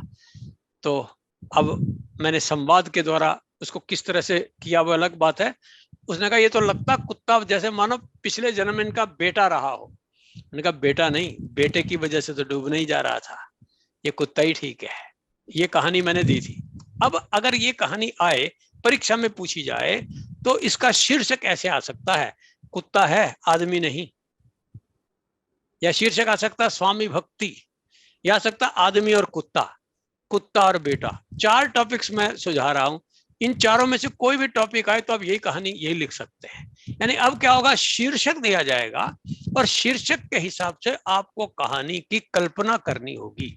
यह पहले से भी थोड़ा सा कठिन काम है। मैंने कहा ना, इस टॉपिक के ऊपर बात करते हुए मुझे आपका धैर्यपूर्वक लंबा सुदीर्घ समय चाहिए। कम समय में तो केवल जो परिवर्तन हुआ है, मैं उतना परिवर्तन आपके समक्ष रख रहा हूं। ये मेरे यहाँ पर 15 कहानियां लिख रखी हैं। मैं 15 के 15 कहानियों के शीर्षक क्या होने चाहिए वो मैंने लिख लिए हैं। अगर अब मैं इस किताब में जो परिवर्तन करूंगा, वैसे भी सौभाग्य से बताना चाहूंगा, हमारी किताब लगभग हर साल तो एक बार रिवाइज होती ही होती है, कई बार 2 साल में 3 बार रिवाइज हो जाती है। जैसी कोर्स बदला हम उसमें परिवर्तन कर देते हैं। जैसे स्वाभिमानी कुत्ता नहीं, स्वाभिमानी कुत्ता की वजह स्वामी भक्त कुत्ता आएगा। इसने कहा स्वाभिमानी स्वामी भक्त आएगा, वो ज्यादा अच्छा होता, क्योंकि वो स्वामी भक्ति दिखा रहा है। खैर, इस पर मैं बात करेंगे। मैं पूरे की पूरे 15 की 15 जितनी भी कहानियां हैं, इनके शीर्षक क्या हो सकते हैं आपके समक्ष रखूंगा। आप सबको जरा ध्यान रखना है, लघु कथा बताते हुए शीर्षकों के आधार पर कैसे कहानी लिखना सिखाया जाए, उसके तरीके भी कुछ हो सकते हैं क्या, उन तरीकों पर मैंने कहा ना, इतने कम समय में बात नहीं हो सकती। मैं खुद क्योंकि कहानियां लिखता रहता हूं, इस कारण से उसकी प्रक्रिया क्या होती है और उसका एंड और उसकी फिनिशिंग कैसे होती है। हास्य रस की कविता लिखना बहुत कठिन है। एक शहर में आपको 100 कवि मिल जाएंगे, हास्य कवि मुश्किल से 1 या 2 मिलेंगे। कारण क्या, हास्य और व्यंग लिखना, हास्य लिखना बहुत कठिन होता है। उसके अंत में जब तक बहुत तेज हंसी ठहाका ना निकले, चुटकुला बनाना भी मुश्किल है। कई लोग तो चुटकुला सुनाना शुरू करते, लोगों को हंसी नहीं आती, क्योंकि चुटकुला सुनाने की भी एक कला है, किस ढंग से उसको प्रेजेंट करना, इसमें आर्ट ऑफ प्रेजेंटेशन होती है। मैं समझता हूं इसकी और आप जो जानते हैं वे कक्षा में अच्छी तरह से कर पाएंगे। आज के समय में 5 विषय लेने हैं, अभी केवल 2 हुए हैं। अब तीसरे पर चलता हूं, चित्र वर्णन। चित्र वर्णन ये पहले 30 शब्दों का था, अब थोड़ा सा कीजिए। ये एक चित्र था, एक पहला चित्र दिखाइए, पहला चित्र दिखाइए। हाँ देखिए, ये चित्र है, इस चित्र को देखें। इस पर मैंने 30 शब्द क्या लिखे थे। मैंने कल्पना की जैसे ये बेटी डॉक्टर हो गई है, ठीक है, ऐसी कल्पना की, क्योंकि जो रोगी है ना, अब इसकी आंखें देखिए कैसे देख रही है। आप चित्र को पहले देखना पड़ेगा। है तो रोगी, परंतु रोगी की आंखों में जो आपको दिखाई दे रहा है वो रोग नहीं दिखाई दे रहा। अब देखिए उसकी आंखों में क्या दिखाई दे रहा है। जो ये देख पाएगा वही तो लिख पाएगा। 100 शब्द लिखने, आप थोड़े नहीं लिखने हैं। क्या लिखेंगे आप? मैंने पहले 30 शब्द में ये लिखा कि जीवन भर की यही कामना थी मेरी पूज्य माता, आपने मुझे हर कष्ट सहकर पाला, आज मैं आपके कष्ट हरूं, आपकी चिकित्सा करके आपका दुख दर्द दूर हरूं, तेरा तुझको अर्पित माँ, मैं संतुष्ट हूं, आप शीघ्र स्वस्थ हो। मैंने कल्पना की वो बेटी है जो डॉक्टर हो गई है और देखने वाली ऐसे देख रही है जैसे माँ अपनी बेटी को देख रही है, इतना वात्सल्य उसकी आंखों में, सराहना है। देखिए आप, जो मरीज है उसकी आंखों को देखिए। अब 100 शब्द लिखने, ये और भी कठिन है। अब 100 शब्द लिखें, कैसे लिख, क्या करेंगे इसके लिए? अच्छा, सवाल यह है कि आप उसमें कहानी लिखेंगे, निबंध लिखेंगे, लेख लिखेंगे, विचार लिखेंगे, क्या लिखेंगे, कुछ नहीं बता रखा आपको, बस लिखने हैं। ये चित्र वर्णन है। वर्णन का मतलब वर्णनात्मकता, उसमें विचार जैसे हो सकते हैं। अब मैंने इसके ऊपर कुछ 100 शब्द, इसको 30 को 100 शब्दों में कन्वर्ट किया है। केवल उदाहरण से रख रहा हूं तो शायद आपको ज्यादा ध्यान में। अब आपने चित्र देख लिया, यही भाव मैं मन में धारण करके चला हूं। ऐसा भी हो सकता था कि मैं उसको डॉक्टरी मान लेता, बेटी ना मानता, मेरे ऊपर है ना, मुझे कौन रोकता है। देखिए, विद्यार्थी को कोई रोकने वाला नहीं। उसने चित्र देखा, मुझे याद आता है पूनम जी, आज से 20 साल पहले हमने एक चित्र बनाकर बच्चों को दिया, कहा इस पर कहानी लिखी है, और ध्यान कीजिए 40 बच्चे थे, 41 कहानी आई थी, सारी अलग। चित्र को देखेंगे सबके मन में अलग कल्पना आती, यही सृजनात्मकता है। अब इस कहानी, इस चित्र को देखकर सबके मन में अलग अलग विचार आएंगे। मैंने आपको ये कहा कि मुझे तो ये जो औरत दिखाई दे रही है लेटी हुई, इसकी आंखों में इतनी ममता, इतनी सराहना है, मुझे लगता है जैसे उसकी बेटी हो। तो मैंने कल्पना कर ली इसकी बेटी। अब मैंने इसके ऊपर 100 शब्द क्या लिखे, अब मुझे शब्द बढ़ाने थे। लिखा, ऐसे क्यों देख रही है मुझे माँ, डॉक्टर मैं हूं या तुम, कहकर डॉक्टर बेटी ने रोगी माँ से पूछा। माँ उसे निहारती रही अपलक, बोली कुछ भी नहीं। बेटी का स्टेथोस्कोप वहीं रखा रहा और वह माँ की स्नेह बरसाती आंखों को बस निहार रही थी, जैसे पूछ रही हो, माँ आज इसलिए निहार रही हो ना मुझे क्योंकि मैंने तुम्हारे सपनों को पूरा किया। माँ तुम मुझे इस संसार में लाई, मुझे अपने तन मन से सींचा, यह मैं नहीं तुम ही हो माँ, तुम्हारा ही नया रूप। कैसी लग रही हूं इस डॉक्टर के वेश में। माँ की स्नेह भरी, विस्मय भरी आंखों से आशीर्वाद झरते रहे और अब भी बेटी को लगता रहा कि मैं माँ का कहाँ उपचार कर रही हूँ। अब भी ऊर्जा तो माँ ही दे रही है मुझे, धन्य हो माता। मैंने इसके ऊपर ये कल्पना की इस चित्र को देखकर। अभी मेरी कल्पना है, मुझे 100 शब्दों तक जाना था। 100 शब्दों में मुझे इनके बीच में संवाद डालने पड़े, उसके कुछ कहानी बनानी पड़ी। अब देखिए दूसरा एक चित्र देखिए, आप जरा कल्पना से सोचिए, जरा सेकंड पर आइए। ये बहुत अच्छा चित्र है, देखिए। अब इसको देखकर आपके मन में क्या आ सकता है, सोचें। मैं, इतना समय नहीं है कि हाँ साथी बहुत ठीक कहा आपने, साथी है, लेकिन 3 शब्द हैं, 100 शब्द बोलने हैं। 100 शब्द कैसे खड़े करेंगे? कोई ऐसा भी तो हो सकता है, नीचे ऐसा खड़ा है, तू कहाँ भागा जा रहा है, तेरी टांग खींचता हूँ, पकड़ के नीचे ही खींच ले, ऐसा भी कुछ बना सकता है क्या? अरे तू कहाँ भागा जा रहा है, जब मैं नहीं चढ़ रहा तो तेरे को कहाँ चढ़ने दूंगा। आप चाहे तो कोई ऐसा कहानी भी बना सकता है। नीचे वाला पक्का पॉलिटिशियन था, देखा किसी को आगे बढ़ रहा है तो उसको पीछे हटा लिया। अब आप ऐसी कहानी सोच नहीं रहे, कारण क्या कि चित्र दूसरा बोल रहा है। चित्र ये बोल रहा है बॉडी लैंग्वेज से, जैसे ऊपर वाला खुद आगे भागने की बजाय नीचे वाले को कह रहा है आजा आजा तू भी साथ आ जा, इस तरह का है ना भाव। अब देखिए 30 शब्द में मैंने, हाँ बिल्कुल ठीक आप लिख रहे हैं, ये अच्छी आप मददगार या सहायता वाले, आपकी अच्छी प्रतिक्रिया आ रही है। एक बार 30 शब्द मैंने क्या लिखे थे, निकालिए जरा, थोड़ा सा आगे कीजिए। हाँ जी। मैं अकेला ही चढ़ा तो क्या चढ़ा, आ मेरे दोस्त मेरा हाथ पकड़, मंजिल पर अकेला मैं क्या करूंगा, मैं कितने ऊंचाई पर चढ़ जाऊं तो भी तेरा साथ रहे, साथी हाथ बढ़ाना साथी रे। बिल्कुल वही वाक्य जो 3 शब्दों का सबसे पहले किसने लिखा था, ये देखिए मेरे भी दिमाग में यही कौंधा, साथी हाथ बढ़ाना साथी रे, ये चित्र कह रहा है। अब इसके 100 शब्दों में करना है। 100 शब्दों में क्या कहेंगे आप बताइए? आपकी तो बात इतना में खत्म हो गई। 100 शब्द बहुत होते हैं, कम से कम 10 वाक्य बनाने पड़ेंगे, और एक वाक्य में 10 शब्द हो तभी तो। हाँ आपने ठीक कहा, मैंने अभी कहा ना कोई नेगेटिव भी कर सकता है, बिल्कुल बहुत अच्छी आपने बात कही है।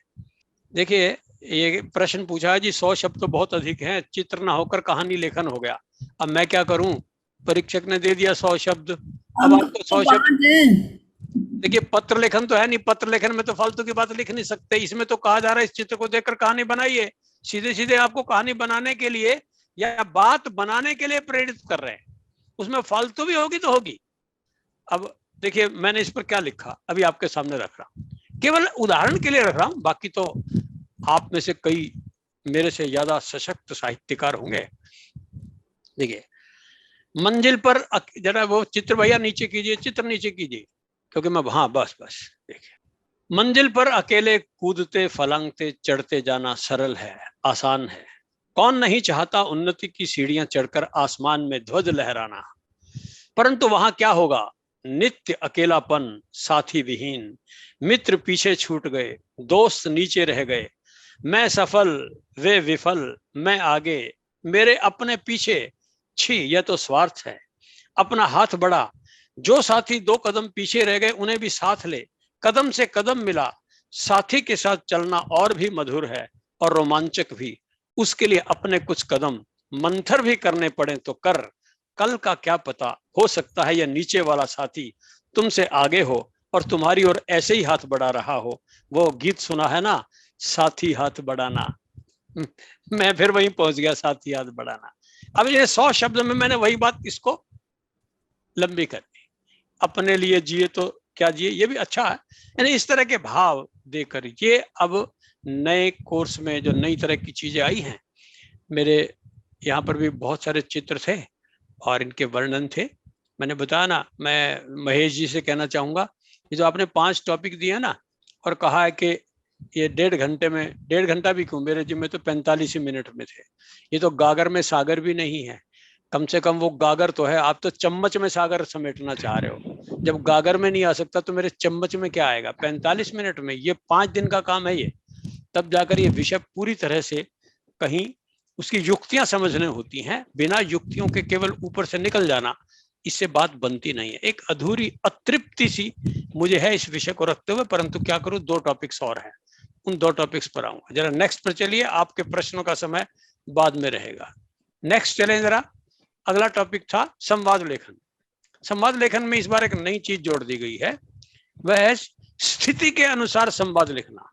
पहले आपको छूट होती थी, संवाद लिखिए, 2 सहेलियों का संवाद लिखिए, मर्जी है सहेलियां कोई भी गप मारे, 2 मित्रों का संवाद लिखिए, एक दुकानदार और ग्राहक का संवाद लिखिए, एक अध्यापक और बच्चे का संवाद लिखिए, आपको छूट होती थी, किसी भी विषय पर बात कर लें।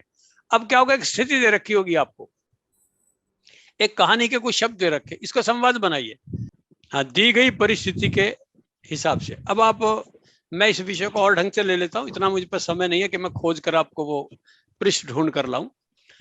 अभी इसी वाली मेरी कहानी में, जो लघु कथा लेखन में मेरी सबसे पहली कहानी थी कुत्ता और समुद्र वाली, तो मैंने इस कहानी के अंदर क्या देखा, संवाद बहुत कम है। तो इसका एक आखिरी पोर्शन, एक बार जरा आप लघु कथा की पहली कहानी जरा ढूंढिएगा, लघु कथा में चलिए और पहली कहानी का कुछ अंश है, आपके कोर्स में ऐसा अंश आएगा जो मैं आपको दिखाऊंगा अभी। बस देखिए, ये आया, हो ना हो इसमें कोई रहस्य है, शायद कोई अनहोनी हुई है। मैंने पास खड़े गोताखोर को कुत्ते के रोने का रहस्य बताया। गोताखोर समुद्र की लहरों में नाव लेकर पहुंचा। देखा 10 मिनट बाद वह नाव में एक बेहोश आदमी को लादे चला आ रहा है। मैंने इस कुत्ते की स्वामी भक्ति को प्रणाम किया। अब मुझे लगा कि लोग कुत्ते को क्यों पालते हैं। पता यह भी चला कि डूबने वाले ने अपने बेटे की बेरुखी से तंग आकर समुद्र में छलांग लगाई थी। ये वर्णन है, ध्यान कर लेना, ये वर्णन है, वर्णन। अब इस वर्णन को संवाद में बदलना है, कोर्स में ऐसे ही आएगा, ये दिया, अब इसको संवाद में बदलिए। अब मैं इसको संवादों में बदल रहा हूं। देखिए, विषय समझ में आ गया कि कुत्ता समुद्र की ओर भाग रहा है, समुद्र की में कूदना चाह रहा है, मैं देख रहा हूं। मैंने गोताखोर को बुलाया और कहा, कुत्ता क्यों रो रहा देखो तो। अब ये सारी स्थिति पर संवाद बनाइए। अब संवाद बनेंगे, संवाद में एक्शन भी लिखने हैं कि डर कर, हाथ के इशारे से बुलाते हुए, चिल्ला कर बोलते हुए, ये भी लिखना है। अब देखिए मैं इसको संवाद कैसे बना रहा हूं। मैं हाथ के इशारे से बुलाता हुआ, अरे भैया देखो तो, ये तो कुत्ता रो रहा, कोई रहस्य जरूर है। गोताखोर पास आकर ब्रैकेट में लिखना पड़ेगा पास आकर, एक्शन देना पड़ेगा पास आकर। हाँ बाबू देखता हूं कोई बात तो है। 10 मिनट बाद, लो बाबू यह थी कहानी। इस कुत्ते का मालिक डूब रहा था, मैं बचा लाया। मैं बोला वाह, यह कुत्ता है या कोई अपना ही पुत्र, खून का रिश्तेदार लगता है। गोताखोर बोला बाबूजी इसे कुत्ता ही रहने दो, बेटा ना कहो। मैंने पूछा क्यों?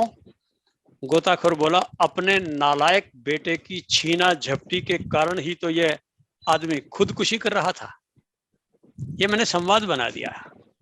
विषय ये था, इस एक तरह से 4 जो पंक्तियां हैं, इन 4 पंक्तियों के कंटेंट को समझकर आप इससे भी मार्मिक संवाद लिख सकते हैं। मैं अपने संवादों से सेटिस्फाइड नहीं हूं, ध्यान कीजिए जो मैंने लिखे हैं, क्योंकि मुझे आपको तुरंत ही समझाना था और समझाने के लिए एक आध उदाहरण मैं बनाकर आपके समक्ष केवल रखूं, लेकिन शायद मैं इसको बड़े आराम से लिखूं तो इसमें इतना पहनापन ला दूंगा कि आप सिहर उठें। ऐसा हो सकता है, क्योंकि सबसे पहले ऐसे विषयों को अपने मन में जाने देना होता है। जबकि आंख से जब करुणा बोलने लगती है, उस समय जो शब्द आप बोलते हैं उन्हीं शब्दों का ही प्रभाव पड़ता है। तो इस तरह के संवाद लेखन है, आप इस तरह के संवाद लेखन का अभ्यास करें, कराएं। परिस्थिति आएगी, परिस्थिति के अनुसार संवाद लिखने की कला आपको सिखाना पड़ेगी। और सिखाने के लिए कितने पापड़ बेलने पड़ते हैं, मैंने कहा ना, इसके लिए अलग वर्कशॉप चाहिए, तब तो कुछ बता सकता हूँ मार्मिक, वरना काम तो मैंने जैसे कैसे चला दिया है। टच तो कराया, कबड्डी में जैसा छू किया, रेखा तो छुआ, रेखा मैंने छू दी है, बाकी खेल अपनी तरह का आराम से होता है। एक 5वां टॉपिक था पदबंध, समय जो दिया गया था पदबंध के बारे में 1 लाइन 2 लाइनों में 2 मिनट में समझाऊंगा, बाकी 6 मिनट आपके। मुझे कहा गया, बहुत सारे अध्यापकों ने यह बताया कि पदबंध विषय समझाएं। बहुत आसान है पदबंध, जो पद समझता है वो पदबंध भी समझता है। शब्द से पद कैसे बनता है?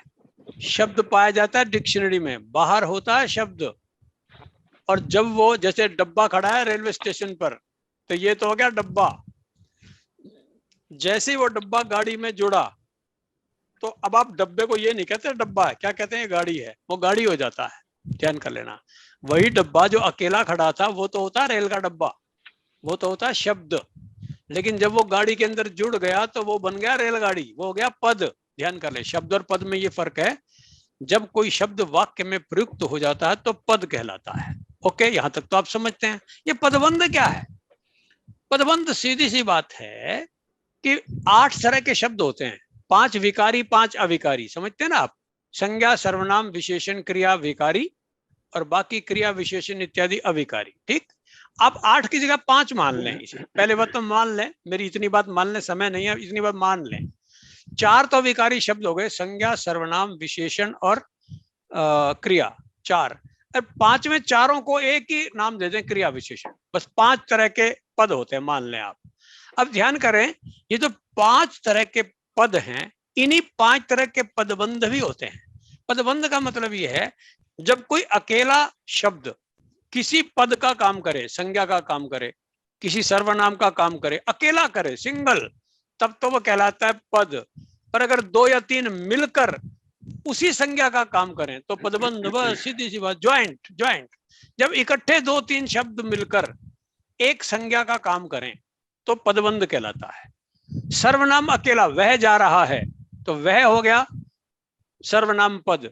वह क्या हो गया? सर्वनाम पद। आपका सदा मुस्कुराता रहने वाला वह जा रहा है, अब वह क्या है? सदा मुस्कुराता रहने वाला वह, ये एक पदबंध बन गया। आपका रमेश जा रहा है, रमेश संज्ञा पद है, पर सोहन का भाई रमेश जा रहा है, तो सोहन का भाई रमेश क्या है? ये भी तो पद का काम कर रहा है, पर पदबंध मिलकर पद का काम कर रहे हैं। जब एक से अधिक पद मिलकर किसी एक इकाई का काम करें तो वो पदबंध कहलाता है। बस इतनी ही बात है, इसके अतिरिक्त कुछ नहीं है। अकेला काम करे तो पद, और इकट्ठे मिलकर काम करें संयुक्त रूप से तो पदबंध। 5 तरह के होते हैं, संज्ञा पदबंध, सर्वनाम पदबंध। कुछ लोग सर्वनाम पदबंध को नहीं मानते, मैं उनसे पूछता हूं क्यों नहीं मानते? होता है, पक्का होता है, सर्वनाम पदबंध भी होता है, विशेषण पदबंध भी होता है। जैसे आप किसी को कहें वह शहर का सबसे खूबसूरत लड़का है, अगर कहें खूबसूरत लड़का, खूबसूरत विशेषण हो गया। शहर का सबसे खूबसूरत, ये एक पदबंध है, विशेषण पदबंध है, इकट्ठे मिलकर एक विशेषता को प्रकट कर रहे हैं। सारे संसार में सबसे सुंदर युवती, अब ध्यान करें, सारे संसार में सबसे सुंदर, ये सुंदर नहीं है, ये 6 चीजें मिलकर विशेषण का काम कर रहे हैं। तो ये पदबंध यानी विशेषण पदबंध हो गया। ऐसे क्रिया, वह जाएगा, वह जाता रहेगा, जाता रहेगा 2 में काम हुआ, तो ये क्या हुआ, क्रिया पदबंध हो गया। यूं कहें, संज्ञा, सर्वनाम, विशेषण, क्रिया और क्रिया विशेषण यदि अकेले आते हैं वाक्य में तो पद कहलाते हैं। जब ये एकाधिक पद मिलकर अपनी उस एक इकाई का काम करते हैं तो वे पदबंध कहलाते हैं। ये संख्या में 5 होते हैं, संज्ञा पदबंध, सर्वनाम पदबंध, विशेषण पदबंध, क्रिया पदबंध और क्रिया विशेषण पदबंध। मेरा काम पूरा हुआ। महेश जी, जो काम आपने दिया था वो थोड़ा सा समय मैंने फालतू ले लिया है, कोई प्रश्न हो तो आमंत्रित है। धन्यवाद सर, बहुत बहुत धन्यवाद आपका। और कोई, मैंने सुना था कि बिहारी जी ने गागर में सागर भर दिया था, और आप कह भी रहे थे कि चम्मच में सागर भरवा रहे हो, और आज आपने सचमुच 5 विषयों को हालांकि बहुत जल्दी समझाया, लेकिन काफी अच्छे तरीके से आपने समझाया, और मैं समझता हूं कि अधिकतर लोग संतुष्ट हुए होंगे। और फिर भी यदि किसी विषय पर असंतुष्ट रहे तो इसके लिए हम फिर कभी एक बड़ी कार्यशाला रखेंगे, और जिसमें कि अच्छे से किसी विषय को समझा जा सके और समझाया जा सके, जिस पर डिस्कशन हो सके। लेकिन फिर भी आपने बहुत अच्छे से समझा। अब मैं ये हमारा Q&A सेशन है, क्वेश्चन आंसर, और अब मैं चाहूंगा कि यदि किसी को अपना कोई प्रश्न, अभी भी बहुत सारे प्रश्न आ रहे हैं, किसी के मन में कोई प्रश्न हो, कोई किसी तरह का डाउट्स हो, तो कृपया वो हाथ का सिंबल दिया होता है हाथ उठाने का, आप उस पे हाथ रेज करें ताकि हम आपको अनम्यूट करके और आपका प्रश्न ले सके। और अन्यथा मेरे पास बहुत सारे प्रश्न हैं, मैं उनमें से जो आए वो आप ही लोगों के द्वारा जो प्रश्न पूछे गए, सभी श्रेष्ठ अध्यापकों में से कुछ के जो प्रश्न हैं हम यहाँ पर ले सकेंगे, क्योंकि समय की अपनी सीमाएं होती है। तो मैं चाहूंगा कि यदि किसी को प्रश्न पूछना हो तो कृपया वो अपना हाथ उठाए। ओके सर, मैं कोच्चि से बोल रही हूँ। वेरी गुड मैम, बहुत वेलकम है आपका। Thank you sir. मेरा डाउट यही है कि गोल्डन रेफरेंस बुक में आपने ततारा वामीरो लसन के पदबंध के एक्सरसाइज जो है उसमें एक क्वेश्चन जो आया था, वो सैंपल क्वेश्चन पेपर में उसका जो उसमें आंसर की में लिखा था कि वो विशेषण पदबंध है, लेकिन गोल्डन टेक्स्ट बुक के अनुसार हमने बच्चों को पढ़ाया था विलक्षण रहस्य नामक एक क्वेश्चन की तलवार एक विलक्षण रहस्य थी, उसमें विलक्षण रहस्य हमने गोल्डन देखकर उसके अनुसार ही हमने पढ़ाया था बच्चों को। संज्ञा पदबंध आंसर मैंने दिया था, लेकिन सैंपल क्वेश्चन पेपर में जब मैंने आंसर की देखी तो उसमें लिखा था विशेषण पदबंध। तो विलक्षण रहस्य जो है विशेषण पदबंध है या संज्ञा पदबंध? जी, एक सेकंड। पहली बात तो ये है कि विलक्षण रहस्य संज्ञा पदबंध ही है, विलक्षण विशेषण है, विलक्षण विशेषण है, रहस्य विशेषण नहीं है।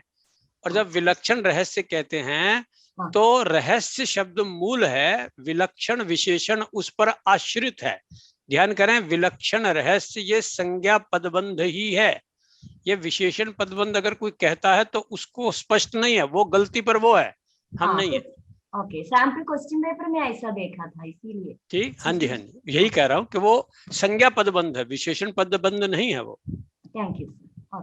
अगर कोई ये कहता ये बहुत विलक्षण बात है तब ये विशेषण पदबंध होता, बहुत विलक्षण तब होता है ये विशेषण पदबंध। ध्यान करें, इसका विशेषण पदबंध बनाना है तो विलक्षण से पहले बहुत ही विलक्षण, ये हो गया पदबंध। जिसे आप एक शब्द है प्रविशेषण, प्रविशेषण क्या है? वो भी विशेषण का विस्तार है ना, विशेषण का विस्तार है वो भी। तो ध्यान करें, वो अगर 2 चीजें मिलकर, 2 पद मिलकर, 2 विशेषण मिलकर, जिसमें एक मूल है और एक उस पर आश्रित है, अगर मूल और आश्रित है, ध्यान करें, मूल और आश्रित है तो वह पदबंध ही कहलाएगा।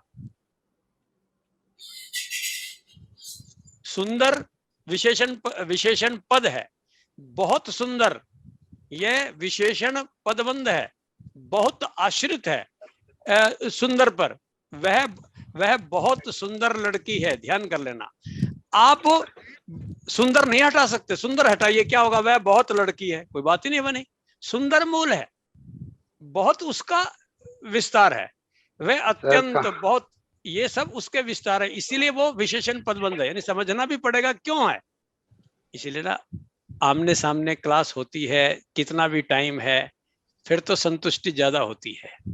हमेशा होता है महेश जी, मैं कहा करता हूं ना, ये इस तरह की वर्कशॉप आमने सामने होनी चाहिए, समझने वाले को सामने बैठकर, सर नहीं आया, फिर कॉपी पर हाथ रख कर कहे सर ये नहीं आया समझ, या दूर से बैठे बैठे कसमसाता रहता है, पूछना चाह रहा हूँ पूछूं कैसे, वो ढंग से पूछ भी नहीं पाता है। Monika ma'am, you can ask your question. हाँ हाँ, ये 20 में से नंबर कैसे रहेंगे पूछा गया, मैं नंबर बता देता हूँ। Monika ma'am, you can ask your question. जी आप अपना प्रश्न पूछ सकते हैं। मंजू मैम, आप अपना क्वेश्चन पूछ सकते हैं। हेलो, हाँ सर। जी बोलिए मैम। हाँ, गुड इवनिंग सर। मेरा तो स्पेसिमेन कॉपी के लिए था, तो उसका आ गया है सर आंसर, मैं मेल कर ओके मैम, दूंगी, है ना? Okay, thank you sir. Okay sir, मेरे पास कुछ 2-4 क्वेश्चंस है। हाँ बताइए। जो आए हुए हैं पैनल पे, वो मैं नोट करे, वो मैं रख रहा हूँ। बोलिए। ये मैं चाहूंगा कि ये विषय रिलेटेड, सब्जेक्ट रिलेटेड क्वेश्चन नहीं है, थोड़े करिकुलम रिलेटेड क्वेश्चन है। और पूनम मैम इसमें कंटिन्यू लगी हुई है और इस समय पर अच्छी है, सीबीएसई कॉपी चेक कर रही है। तो मैं उनसे ये थोड़ा सा आग्रह करूंगा कि वे, ये बहुत कंफ्यूजन है और कई लोगों ने क्वेश्चन डाला है कि एक चैप्टर था 9th क्लास में धूल, 2 चैप्टर 9th में से हटाए गए और बहुत सारे टीचरों को अभी भी कंफ्यूजन है, कीचड़ का काव्य और धूल, ये 2 चैप्टर्स के लिए कई बार टीचर्स जो है पूछते हैं कि ये अब आएंगे नहीं आएंगे। तो प्लीज पूनम मैम, आप थोड़ा सा मार्गदर्शन कीजिए कि टेक्स्ट बुक में परिवर्तन हो गया है, तो ये चैप्टर्स है या नहीं है, प्लीज बताएं, आप कंटिन्यू पढ़ाते रहते हो। यार ऐसा है कि धूल चैप्टर तो पहले से ही हट चुका है, जो कि अभी बत्रा साहब ने भी बताया था कि नई वाली बुक में है ही नहीं धूल चैप्टर। लेकिन रीजन ये है कि बहुत सारे गाइड मटेरियल्स में या कई टीचर्स के पास पुराने एडिशन की बुक होती है, या सबसे बड़ी बात कि जब हम नेट में जाकर भी, आजकल जैसे इंटरनेट ज़्यादा यूज़ होने लग गए हैं ऑनलाइन टीचिंग के कारण, या ऑनलाइन क्लासेस में भी देखते हैं हम लोग, जब हम जाकर नेट से लेते हैं 9th के चैप्टर, तो उसमें भी नई बुक नहीं आ रही है, उसमें धूल चैप्टर वाली बुक भी आ जाती है, क्योंकि हम उसमें सेशन डालते नहीं है। सेशन नहीं डालते तो हम जब स्पर्श भाग 1 निकालते हैं तो कोई भी बुक आ जाती है, तो उसमें धूल चैप्टर अभी भी कई बार आ जाता, कभी आता है कभी नहीं आता, क्योंकि हम अगर न्यू वर्जन करके डालते हैं तब तो नहीं आता। तो धूल तो टीचर्स में अभी तक कंफ्यूजन ही बना हुआ है कि धूल चैप्टर है, और वो कोरोना पीरियड में काट दिया गया था, जबकि उससे पहले 1 साल पहले कट गया था वो, लेकिन फिर भी कई स्कूलों में चलता रहा। एक्चुअल में धूल चैप्टर बिल्कुल कट चुका है, लेकिन कीचड़ का काव्य चैप्टर जो है अब सिलेबस में से कट है, बुक्स में है अभी लेकिन सिलेबस में नहीं है। जैसे कि 10th में गिरगिट नहीं है सिलेबस में, ऐसे ही अभी कीचड़ का काव्य चैप्टर भी नहीं है। धन्यवाद पूनम मैम, और मैंने इसीलिए ये क्वेश्चन आपके लिए रखा, क्योंकि आप कंटिन्यू पढ़ा रहे हैं और आयसर स्कूल फरीदाबाद में HOD है मैम हिंदी में, और मैम पिछले 20-25 सालों से सेवाएं दे रही है। तो और ये भी है मैम कि अभी जो है कीचड़ का काव्य और धूल जो है, ये दोनों ही चैप्टर मैं देख रहा हूँ। आप गोल्डन पे भरोसा कीजिए, और गोल्डन जो कहता है, जो करता है, गोल्डन NCERT के साथ में, CBSE के साथ में कदम से कदम मिला के चलता है। गोल्डन में कभी आपको जो भ्रामक सामग्रियां आपको दूसरी मार्केट में जो पुस्तकें बिक रही है, उनमें यदि आपको कोई भ्रामक सामग्री मिल जाए, आप उनसे कंफ्यूज हो, तो प्लीज मैं कहता हूं कि आप गोल्डन पे विश्वास कीजिए। गोल्डन साल में 2-2, 3-3 बार भी रिवाइज होता है, क्योंकि हम नहीं चाहते किसी भी अध्यापक को, किसी भी बच्चे को, किसी भी पेरेंट्स को किसी भी तरह का कंफ्यूजन हो। अगर हमारे पास पुस्तकें पुरानी होती है तो हम उनको रद्दी कर देते हैं, हम नई पुस्तकें लाते हैं मार्केट में। इसीलिए लाते हैं कि बच्चों को, टीचरों को, किसी भी पेरेंट्स को किसी तरह का कोई भी कंफ्यूजन ना रहे। और ऐसा ये एक कहना चाहूंगी महेश जी, कंफ्यूजन की प्रॉब्लम क्यों आती है, मुझे समझ नहीं आता कैसे करना है, जी क्या जी जी करना है। और कई बार ऐसा हो जाता है कि कई टीचर ऐसे होते हैं किसी दूसरे टीचर से बात करना चाहते हैं तो उनको मौका भी नहीं मिलता कि दूसरे टीचर से मिलकर कैसे बात की जाए, या अपने जी जी स्कूल जी में ये बात कहना कि मुझे ये चीज समझ नहीं आ रही, ये कहना भी बहुत मुश्किल होता है। क्योंकि आए दिन जी बता जी के जी भी कहते हैं सिलेबस चेंज हो जाता है, कभी कुछ बदल गया, कभी कुछ बदल गया। सबसे बड़ी बात ये है कि जो सीबीएसई से सिलेबस आता है उसके जो जी 4-5 पेज पहले दिए हुए हैं, हमें उन्हें बैठकर बहुत आराम से पढ़ना पढ़ना चाहिए। चाहिए। जब तक हम बिल्कुल उन बिल्कुल। पेजेस को नहीं पढ़ते हैं तब तक हम सही से करा ही नहीं सकते कि हम क्या कराते हैं और क्या हमें कराना चाहिए। जैसे आंतरिक मूल्यांकन 20 नंबर का है, बहुत सारे टीचर्स को समझ में नहीं आता कि कैसे कराना है, जबकि वो कराने जी के लिए जब अगर आप ऊपर से पढ़ लेते हैं, अब आर्ट इंटीग्रेशन शब्द तो समझ लिया और उसका मीनिंग सिर्फ जी ड्राइंग के साथ रख दिया है, उसका मीनिंग सिर्फ ड्राइंग के साथ नहीं है, जी उसका मीनिंग है कि आप बच्चे को एक पुस्तकीय ज्ञान के साथ साथ और क्या चीज दे रहे हैं, वो किस तरह जुड़ रहा है उसके साथ, उसका मतलब ये है। ये सारी चीजें जब तक हम सिलेबस को पूरी तरह से पढ़ते नहीं हैं तब तक हमें सीबीएसई का जो मेथड है वो समझ नहीं आ सकता। अब भी जो 9th स्टैंडर्ड में अभी हमने इतना देखा कि ईमेल राइटिंग आई, क्योंकि आजकल हर बच्चे को ईमेल लिखनी आनी चाहिए, उसको शब्दों में बांध जी कर हम गलती कर रहे हैं या कुछ कर रहे हैं, जो भी लघु कथा है तो वो अलग है, चित्र वर्णन है तो चित्र वर्णन क्यों दिया गया, चित्र वर्णन लघु कथा का टॉपिक क्यों दिया गया, चित्र वर्णन सिचुएशन बेस्ड क्यों दिया गया कि बच्चों की काल्पनिकता बढ़ सके, कहानी जो है वो क्यों दी गई इस तरह से, क्योंकि रीडिंग जो है वो खत्म हो चुकी है। कोई बच्चा किताब फालतू जी पढ़ के राजी नहीं, हिंदी की तो बिल्कुल ही नहीं पढ़ता। अब अगर उसे पता रहेगा कि इस तरह की कहानी पे सहिष्णुता पर आ जाती है, परोपकार पर आ जाती है, अगर कहानी ऐसे आ सकती है तो टीचर्स और पेरेंट्स कुछ पढ़ने के लिए भी तो प्रेफर करेंगे ना कि आपको कुछ पढ़ना भी चाहिए, कुछ टॉपिक 4 पढ़ेंगे तभी तो उसके बारे में लिख सकेंगे। उनकी रीडिंग बढ़ाने के लिए भी एक जो कदम है सीबीएसई ने इसलिए भी ये उठाया है कि बच्चे की काल्पनिकता और उसका पठन पाठन का जो दायरा कम हो गया है उसे थोड़ा बढ़ाया जा सके। और आंतरिक मूल्यांकन में सिर्फ एक सामयिक आंकलन जो है 5 नंबर का कि किस किस टाइम पर हम टेस्ट लेते हैं, क्या करते हैं, वो मार्क्स 5 नंबर के जुड़ते हैं। बाकी बहुविध आंकलन में तो सारा वही जुड़ता है कि हम एक्स्ट्रा बच्चे को क्या कराते हैं, क्लास में वाद विवाद करवा रहे हैं या हम भाषण प्रतियोगिता करवा रहे हैं या हम उसे और किन चीजों के साथ हिंदी की विधाओं के साथ जोड़ रहे हैं। टीचर्स को पोर्टफोलियो समझ में नहीं आता कि पोर्टफोलियो में क्या आना है। पोर्टफोलियो जी एक बच्चे का एक आईना है कि एक्चुअल में बच्चा क्या है। पोर्टफोलियो में मैंने देखा कि टीचर्स जो हैं पोर्टफोलियो में क्वेश्चन आंसर लिखे हुए बच्चों को कहते हैं आप इसमें डाल दीजिए, इट इज टोटली रॉन्ग कि जी क्वेश्चन आंसर उसमें नहीं आने। बच्चा एक लेसन पढ़ने के बाद क्या ड्राइंग बना रहा है, उस पर क्या कविता लिख रहा है, उस पर अपने क्या विचार लिख रहा है, उस पर कैसे कहानी बना सकता है, कैसे उसके ऊपर संवाद कर सकता है, समाज को कैसे जोड़ सकता है, ये सब चीजें पोर्टफोलियो में आएंगी जो कि जी टीचर जो है वो नहीं करा पाते हैं। और श्रवण वाचन तो खैर सब करवा लेते हैं कि हमने कुछ सुनाया और बच्चे का कुछ सुना उसके आधार पर। तो ये जो आंतरिक मूल्यांकन है इसे भी एक बार बत्रा जी थोड़ा सा लेना चाहिए टॉपिक में, क्योंकि 20 नंबर बच्चा ये भी इसके भी लेता है। तो पूनम मैम, ये आपने बहुत ही अच्छे तरीके से मैंने तो हालांकि आपसे कीचड़ का काव्य और धूल पे ही बात करी थी, आपने पूरा आंतरिक मूल्यांकन भी हमारे अध्यापकों को समझाया, इसके लिए मैं आपका तहे दिल से आभार व्यक्त करता हूँ।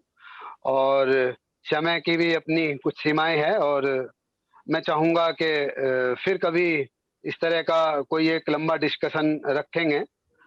तो अभी आपने जो सुना डॉक्टर अशोक बत्रा जी को, तो आप जानते ही है कि डॉक्टर अशोक बत्रा जी जो है वो एक जाने माने भाषाविद है और इस समय एक कवियों का एक संगठन उन्होंने बनाया हुआ है जिसमें 4000 कवि पूरे भारत से जुड़े हुए हैं और उसके महामंत्री बत्रा जी है। और अभी पीछे एक राम पर काव्य पाठ करवाया गया था पूरे भारत में। पूरे भारत उसमें शर्त ये थी कि आपको तुलसीदास जी की रामचरितमानस से हो या रामायण वगैरह के श्लोक से नहीं लेना। तो उसमें मैंने ये देखा कि सबसे ज्यादा अगर किसी कवि की कोई कविताएं रामपाठ में ली गई पूरे भारत में से तो डॉक्टर अशोक बत्रा जी थे, जिनकी अनेकों कविताएं जो है सोशल मीडिया में चल रही थी और बच्चे बड़े बूढ़े क्या सभी उसको सुना रहे थे। तो डॉक्टर साहब को 2005 और 2006 में बेस्ट ऑथर का अवार्ड मिल चुका है। ये मैं उनका इंट्रोडक्शन पहले भी दे सकता था चाहता तो, लेकिन आपको सुनने के बाद उनको कैसा आप सबको उनको सुनने के बाद कैसा लगा, मैं अब उनका इंट्रोडक्शन इसलिए दे रहा हूं।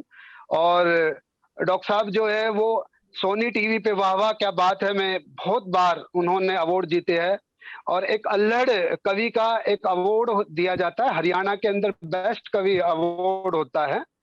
तो डॉक्टर साहब ने अल्लड़ कवि हरियाणा का बेस्ट अवार्ड भी जीता हुआ है और 2005-06 में बेस्ट अवार्ड व्याकरण ग्रंथों पर बेस्ट अवार्ड डॉक्टर साहब ने जीता हुआ है। और एनसीईआरटी की तरफ से और सीबीएसई की तरफ से एक प्रशिक्षक मार्ग मंडल में भी बत्रा जी कार्य करते हैं और मैं बहुत बहुत आभार व्यक्त करता हूं उनका कि सर हमारे साथ जुड़े और हमारे साथ अध्यापकों का और कुछ जो है हम जैसे व्यक्तियों का भी जो इस पब्लिकेशन में जुड़े हुए हैं टीचिंग और बुक्स के क्षेत्र में, उन सब का मार्गदर्शन किया। प्यारे शिक्षकों, बहुत बहुत धन्यवाद अशोक बत्रा जी और धामा जी आपका, पूनम जी आपका और सभी का। हम आज बहुत ही अच्छा लगा अशोक जी आपसे मिलकर, पूनम जी आपसे भी बहुत बहुत बहुत आज का बहुत बहुत धन्यवाद योगिता मैम, बहुत बहुत धन्यवाद, बहुत बहुत धन्यवाद। और प्यारे शिक्षकों आपसे जुदा होने का तो मन नहीं है, लेकिन समय की कुछ सीमाएं है, मैं बार बार बता रहा हूं। अब मैं सबसे पहले धन्यवाद दूंगा अपने प्रतिभागियों का जिन्होंने अपना कीमती समय देकर के वेबिनार को सफल बनाया। और उसके बाद में डॉक्टर अशोक बत्रा जी का जिन्होंने आज एक नया मुहावरा मेरे लिए गढ़ के दिया है। इससे पहले मैं सुना और पढ़ा था कि बिहारी ने गागर में सागर भरा, आज सर ने चम्मच में सागर बनने की कोशिश करी है और उनका मैं तहे दिल से स्वागत करता हूं। और अंत में मैं धन्यवाद दूंगा न्यू एज पब्लिकेशन के मैनेजिंग डायरेक्टर श्री सौम्य गुप्ता जी को, जिन्होंने इतना सुंदर वेबिनार आयोजित करा करके पूरे भारत के एक हिंदी भाषा के भाषाविदों को एक साथ जोड़ने का जो श्रेय सर को जाता है, काबिले तारीफ है और मैं उनकी दिल से प्रशंसा करता हूं। और अब मैं थोड़ी कुछ काम की बात अपने जो सभी अध्यापक हमारे साथ जुड़े हैं, कृपया ध्यान दें कि सभी गोल्डन की बुक्स है वो बहुत अच्छी है और पिछली बार भी हमने स्पेसिमेन कॉपी के रूप में अपने अधिकतर अध्यापकों को भेजी थी।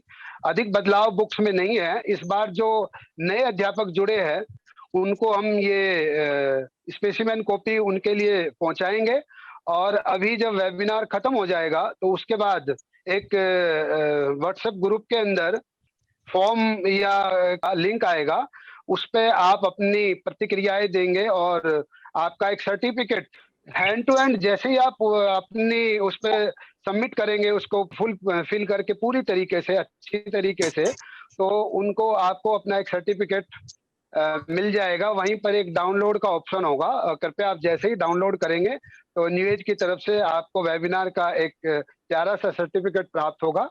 और कृपया अगर फिर भी आपको सर्टिफिकेट या स्पेसिमेन कॉपी में कोई दिक्कत होती है, प्रॉब्लम आती है, तो हमारी ईमेल आईडी जो आपको बार बार इस पे दिखाई जा रही है, और फिर भी मैं बता देता हूँ specimen@newagpublishers.com हमारी स्पेसिमेन की मेल आईडी है। आप उस पे हमें लिख सकते हो। editorial@newagpublishers.com पे अपने सवाल लिख सकते हो, कोई समस्या लिख सकते हो।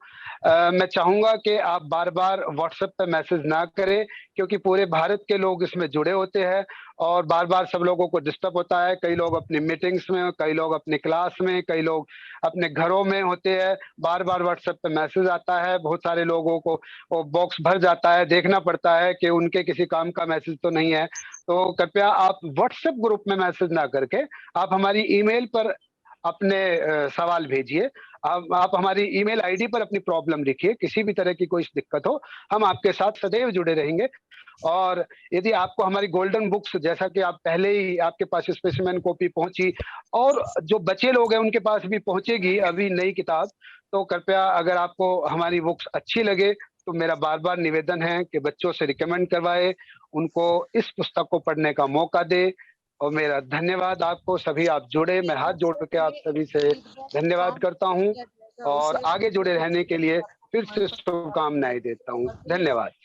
बहुत बहुत धन्यवाद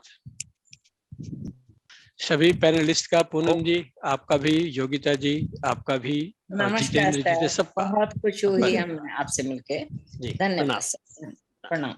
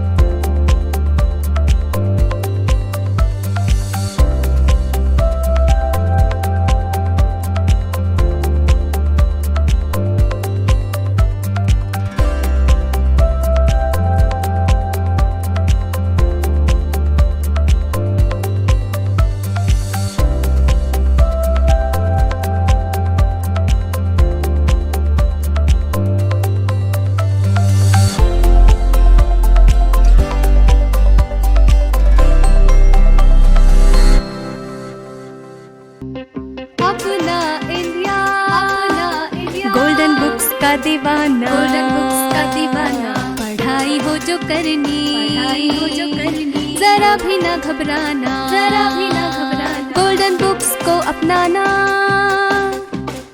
अपना इंडिया, गोल्डन बुक्स का दीवाना। कक्षा विषय कोई हो, आसान समझ पाना, गोल्डन ही तो है सफलता का पैमाना। गोल्डन ही ला रहा है चेहरे पे मुस्कुराना, चेहरे पे मुस्कुराना। मैं गोल्डन का दीवाना, अपना इंडिया, बुक्स का दीवाना, गोल्डन बुक्स